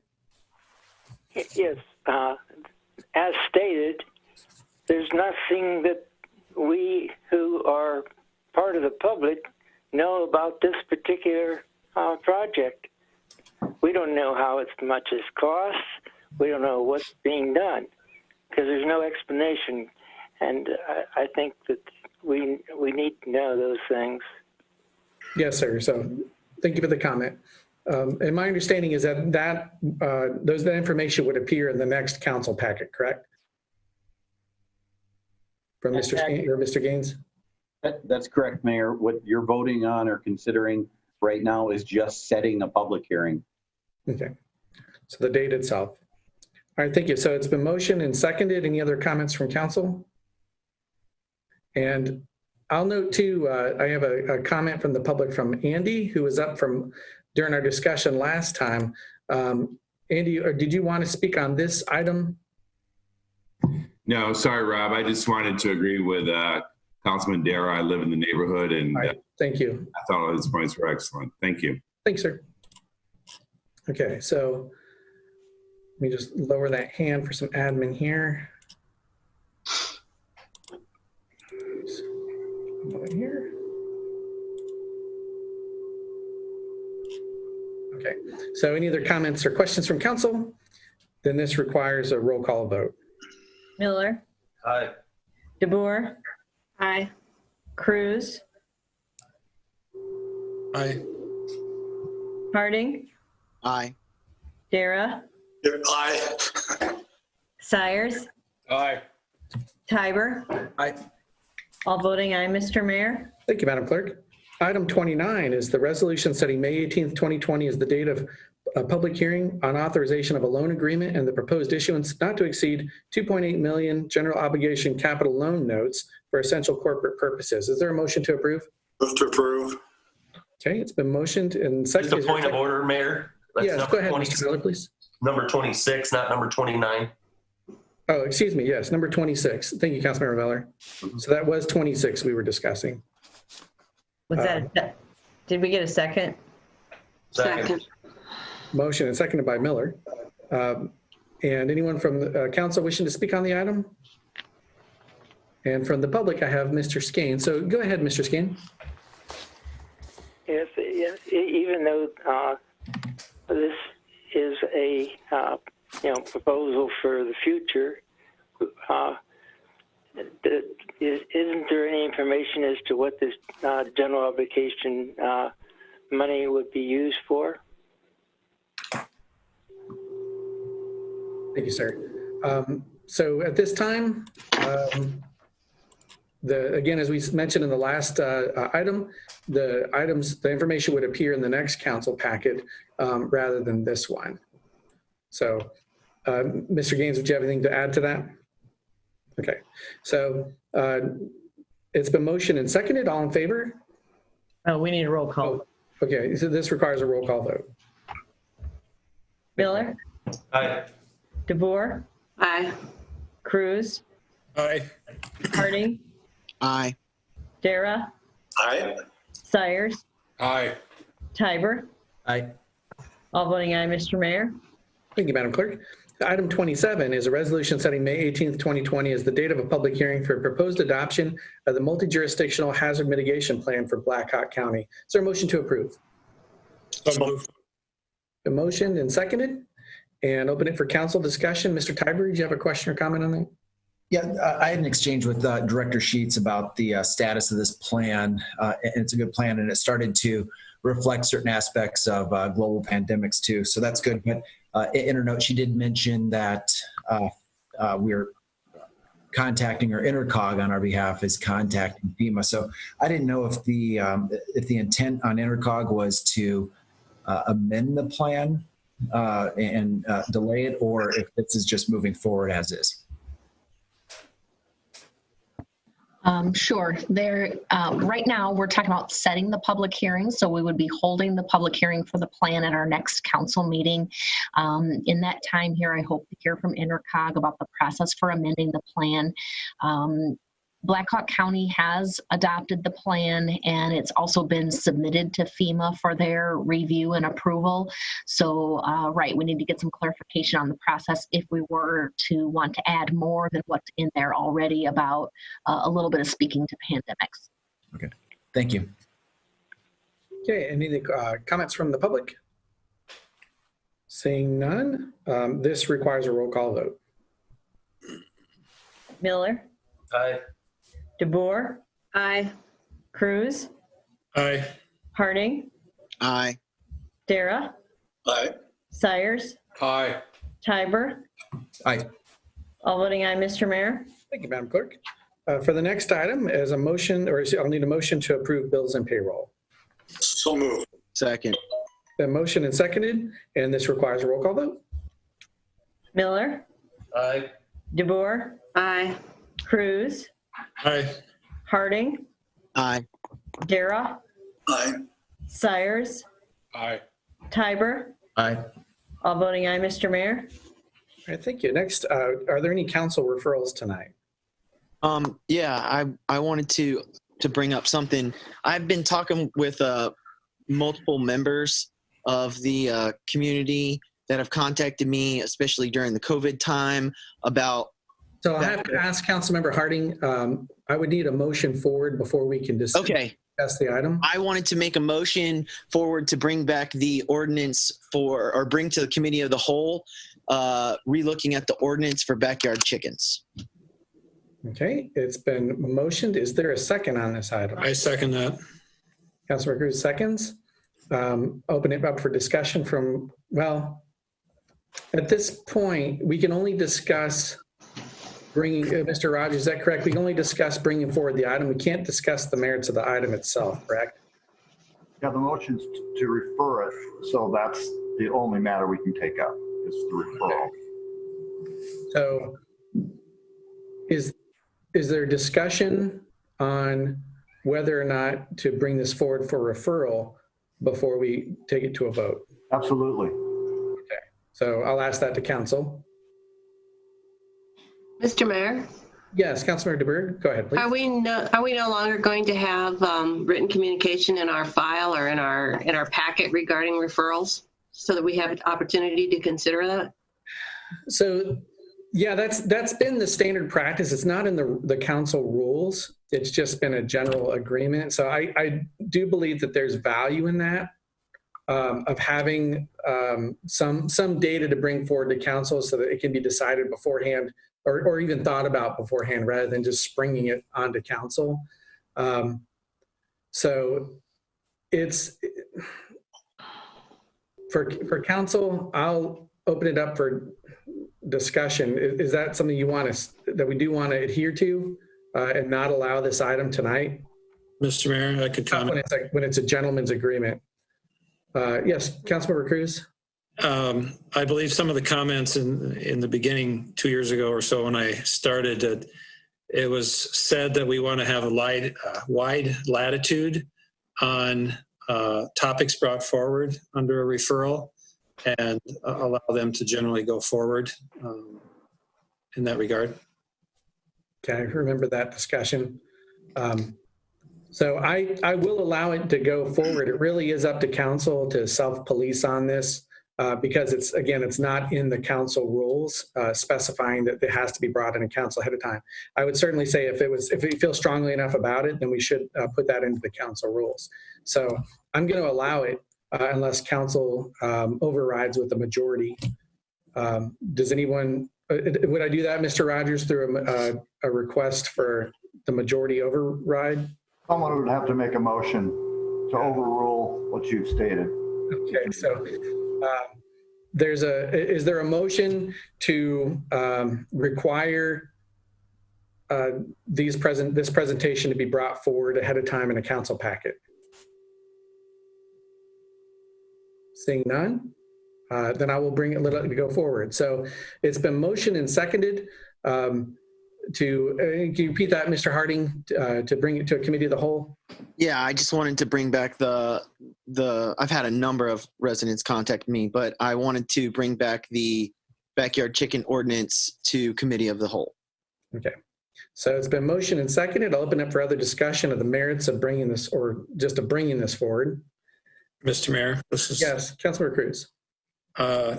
In addition to, and this may be the nuances we cover in committee, but in addition to chicken, consideration of ducks or other avian two-legged animals, I guess, whether it be guineas or ducks or turkeys or what have you.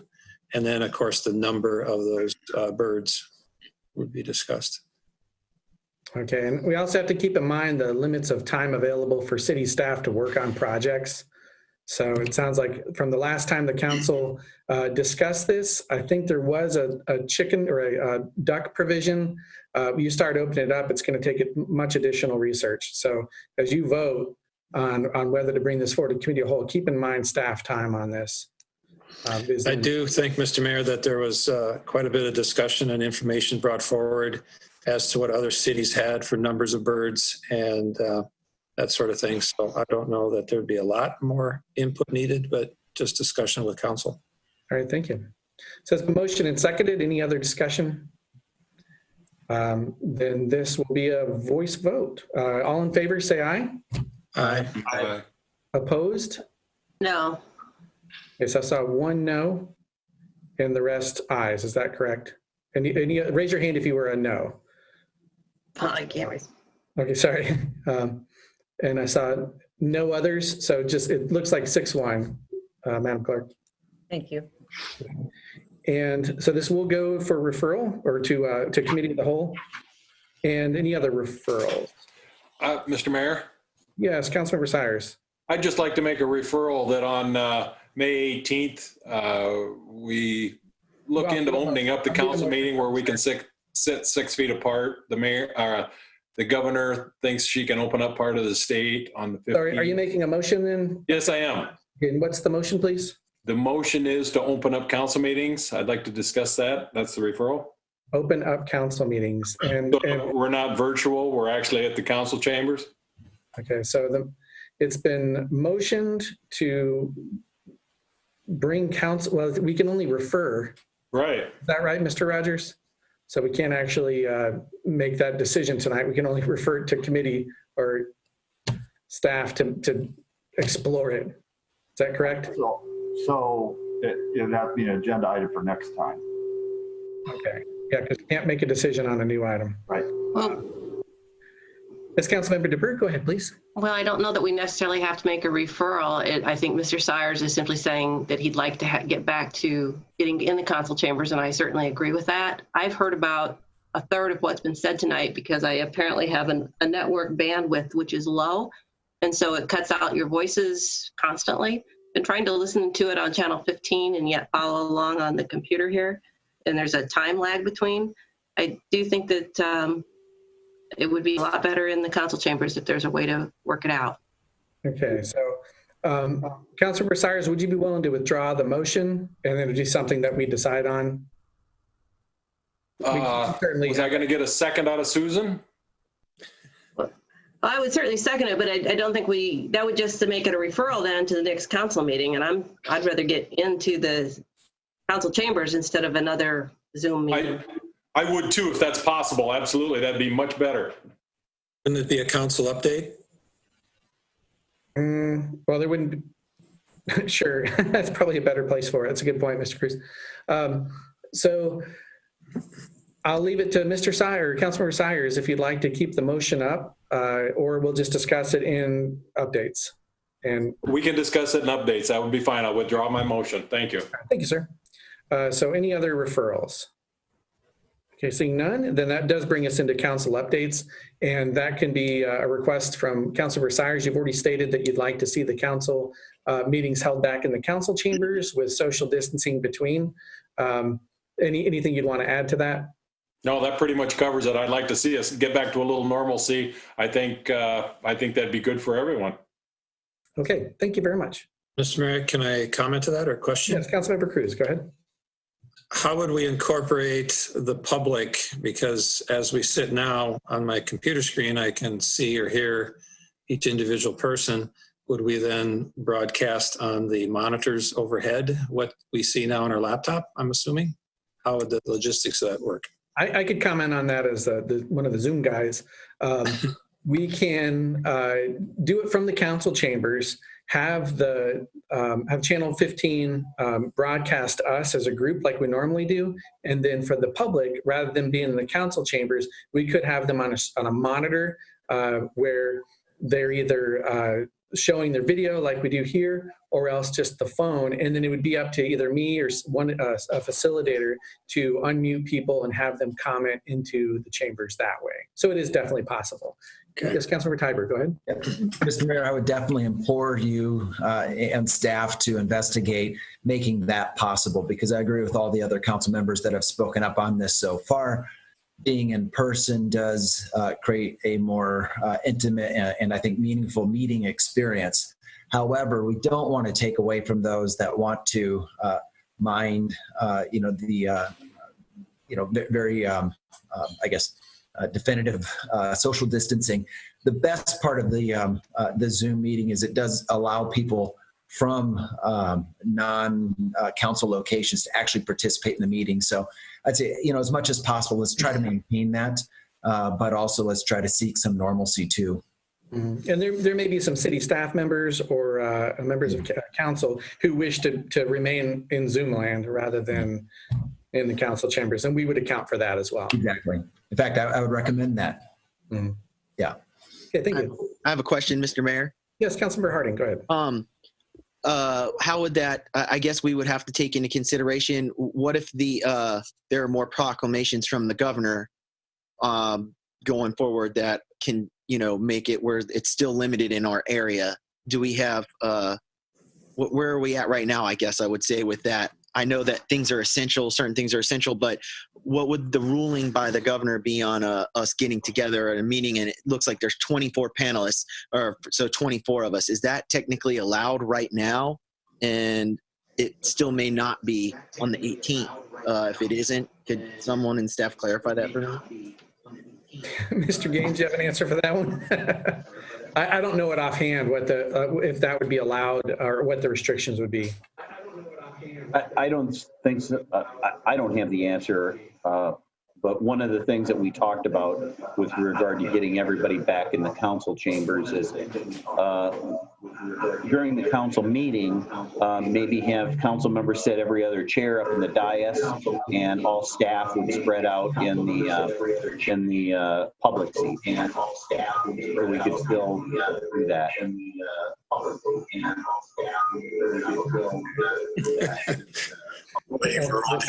We'll let you finish, Mr. Gaines. Okay, so yeah, that is a possibility. We need to find out what will happen with the emergency restrictions beforehand, and I can definitely get, and Mr. Gaines can get an answer back to council over not just what's restricted, what we're not allowed to do, but also if it grants it, like even if now we would technically be allowed to be in the council chambers and we just think it's prudent not to, we'll look to adjust that so that, especially for Councilmember DeBure and Sires, if you're having technical difficulties, it's important that you're able to hear all parts of the conversation. So that's a critical reason to be back in the chambers for you.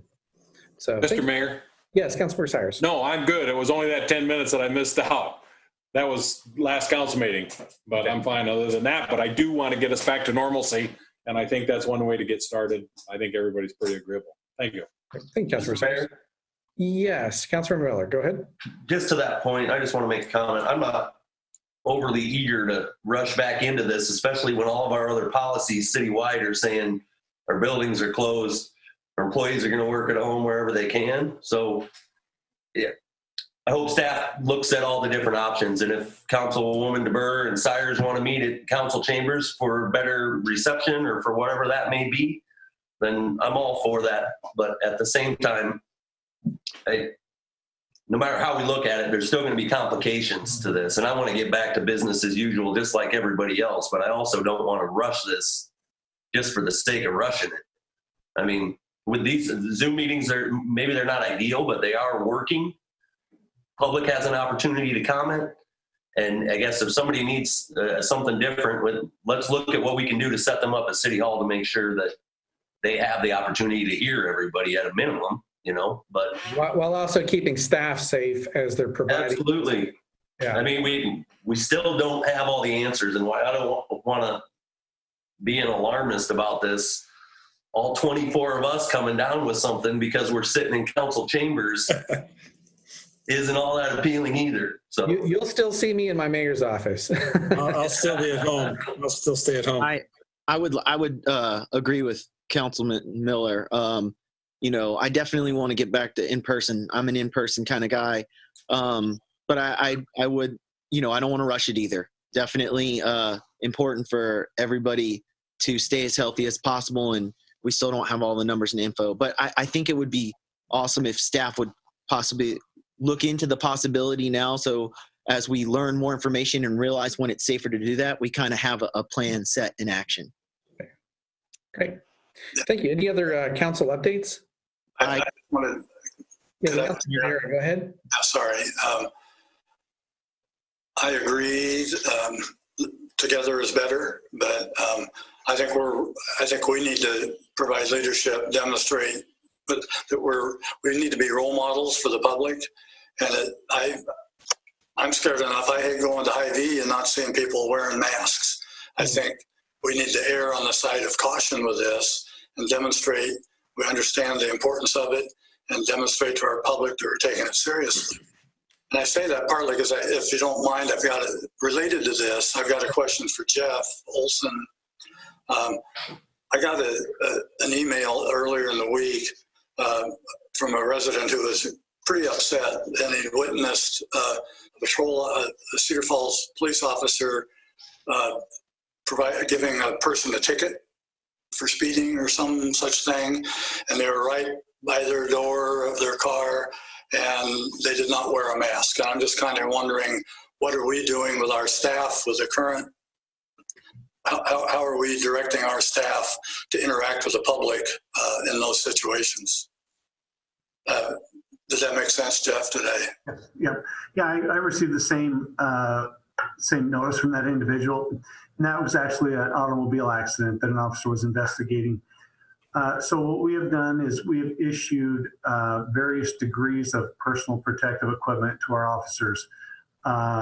N95 masks, the surgical type mask, as well as cloth type masks, so they've got different options that they can use. We encourage them to use them when they're in crowds, close proximity to others, medical calls, and then of course certainly around high risk of individuals. We haven't mandated that they wear them, but we're asking them to wear them during those types of situations. And we did contact that individual, by the way, and talk to him about his concern.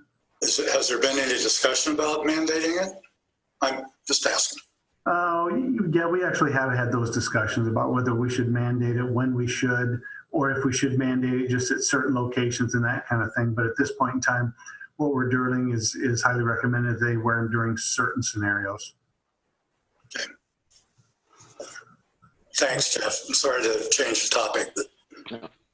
Mr. Mayor? Yes, Councilor Hardy. I have a couple updates and questions. Speaking of masks, there was a citizen in my ward that reached out to me and asked, why we haven't made a city mandate for people wearing masks. And I realized that that's not something that we can do easily or lightly because it's not very enforceable.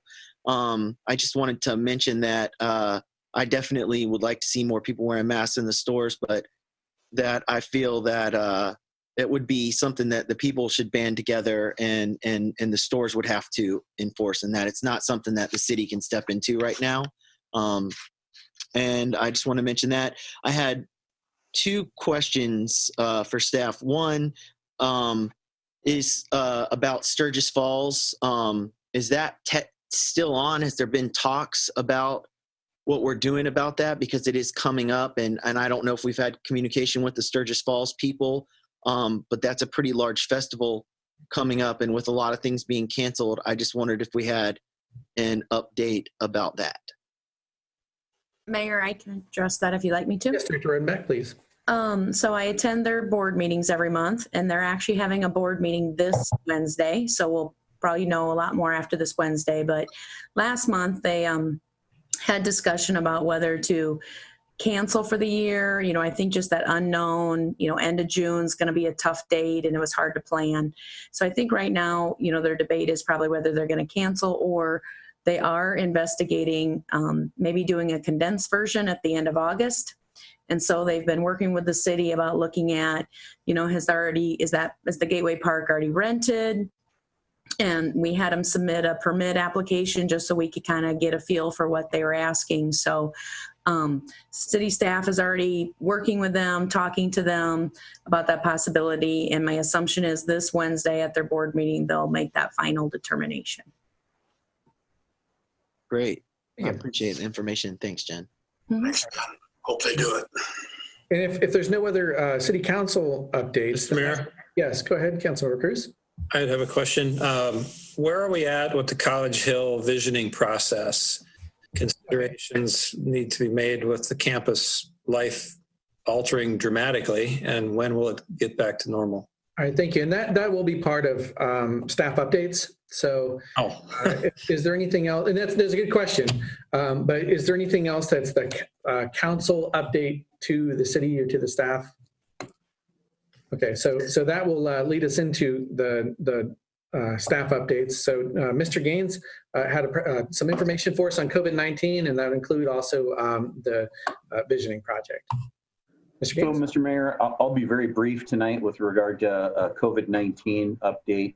Last Monday, a week ago, Governor Reynolds came out, extended her proclamation. There were some minor tweaks to it, but as we're going about business here in City Hall and throughout the other city organizations, we have not changed much.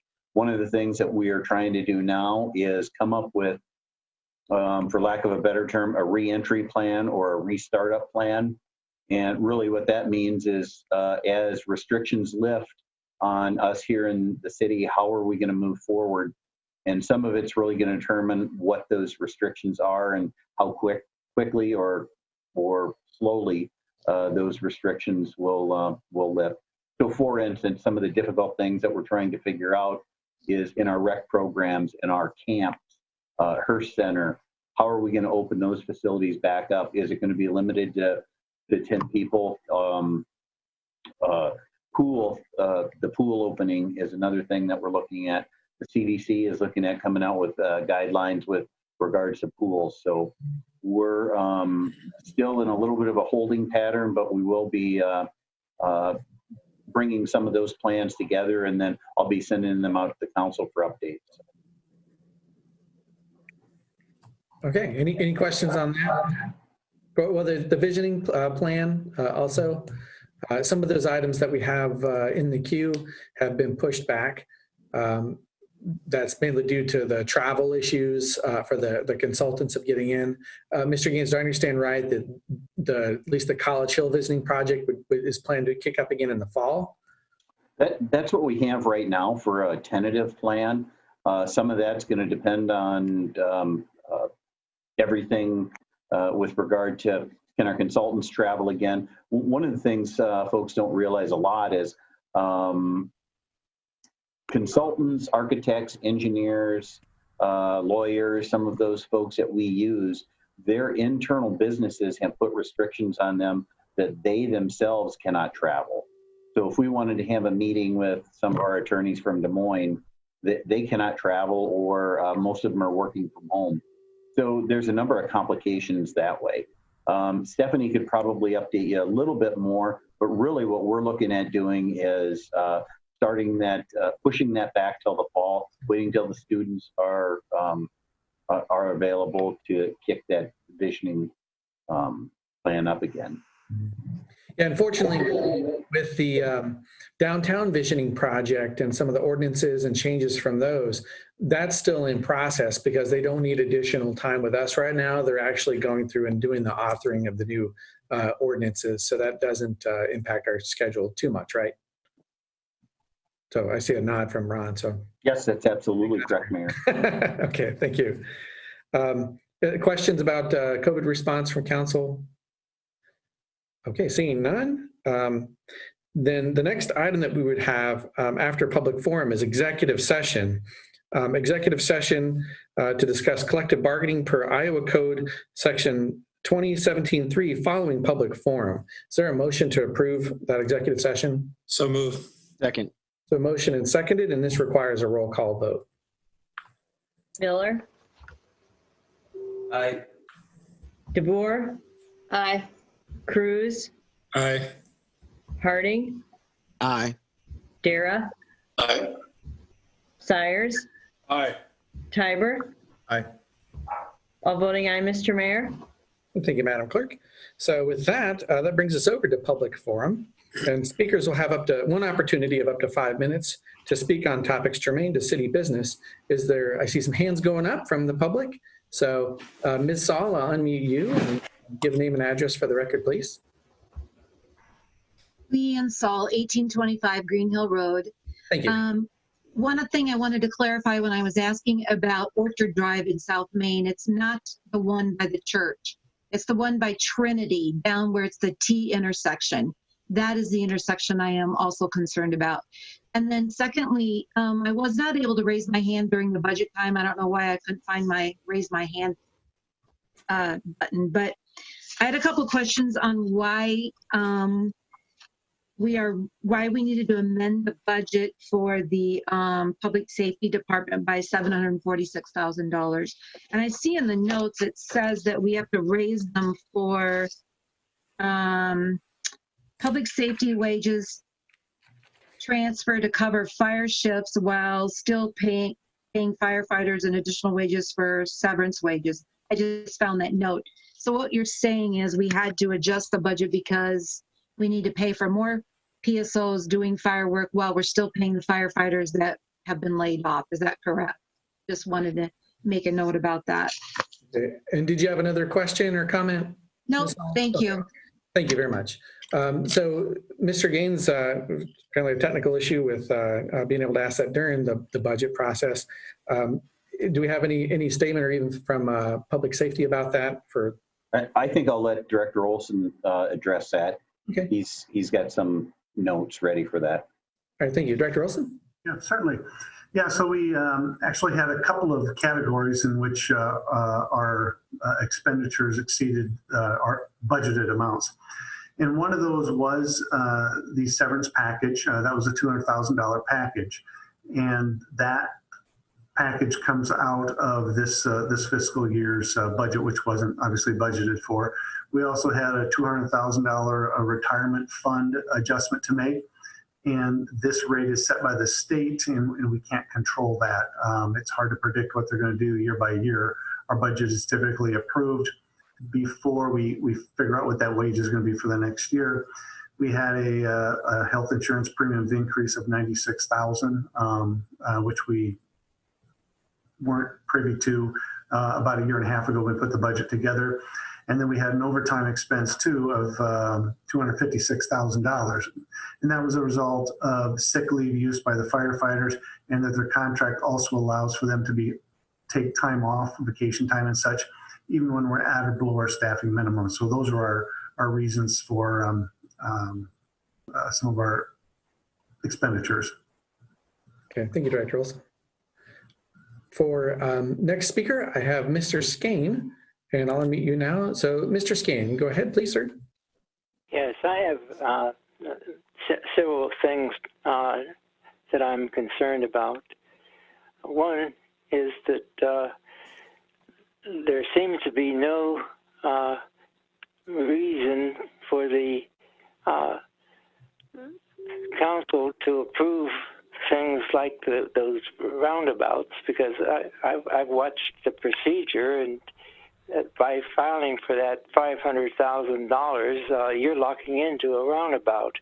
There's no option, and if you add up all the monies for those 3 roundabouts, you're talking, and in fact, South Main, it's not just $2.5 million; it was $3.8 million, and so you're talking about over $10 million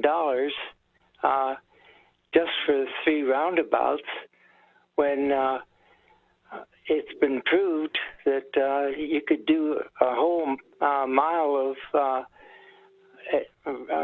redoing a corridor for much less. In fact, that cost factor, and it seems like over and over again, the decision is to give money to a contractor instead of thinking in terms of what the people need. That's one concern. Another concern that I have is that at the end of the meeting, you have these 3 referrals and updates and stuff. There's no provision in running a meeting for having these particular categories. If something needs to be talked about when the agenda is approved, that could be added to the agenda. Also, it would be good and much more efficient for the council to go back to having council committees that are created by the council and report to the council, because the committee of the whole is not a place where the public has any input into what is said there.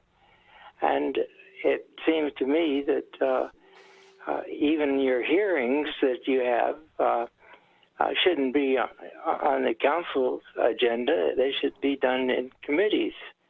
So if the council would move back to a more reasonable approach as far as committees are concerned, I think that the process would operate much more effectively.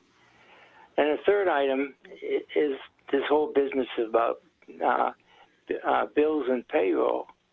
I mean, I've watched it over time. It's brought up in the committee of the whole. It's never discussed. I don't know if there's even any documentation in the packet about the bills and payroll, and yet it's approved. And then, as happened tonight, it's brought up, and without any kind of debate or any kind of explanation, it's approved again.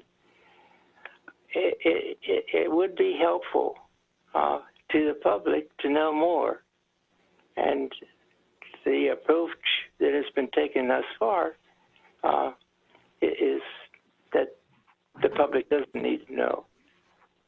Okay. But those are my concerns. Thank you. Yes, sir. And for the bills and payroll part, that section either appears in the committee of the whole packet if we have a committee of the whole night.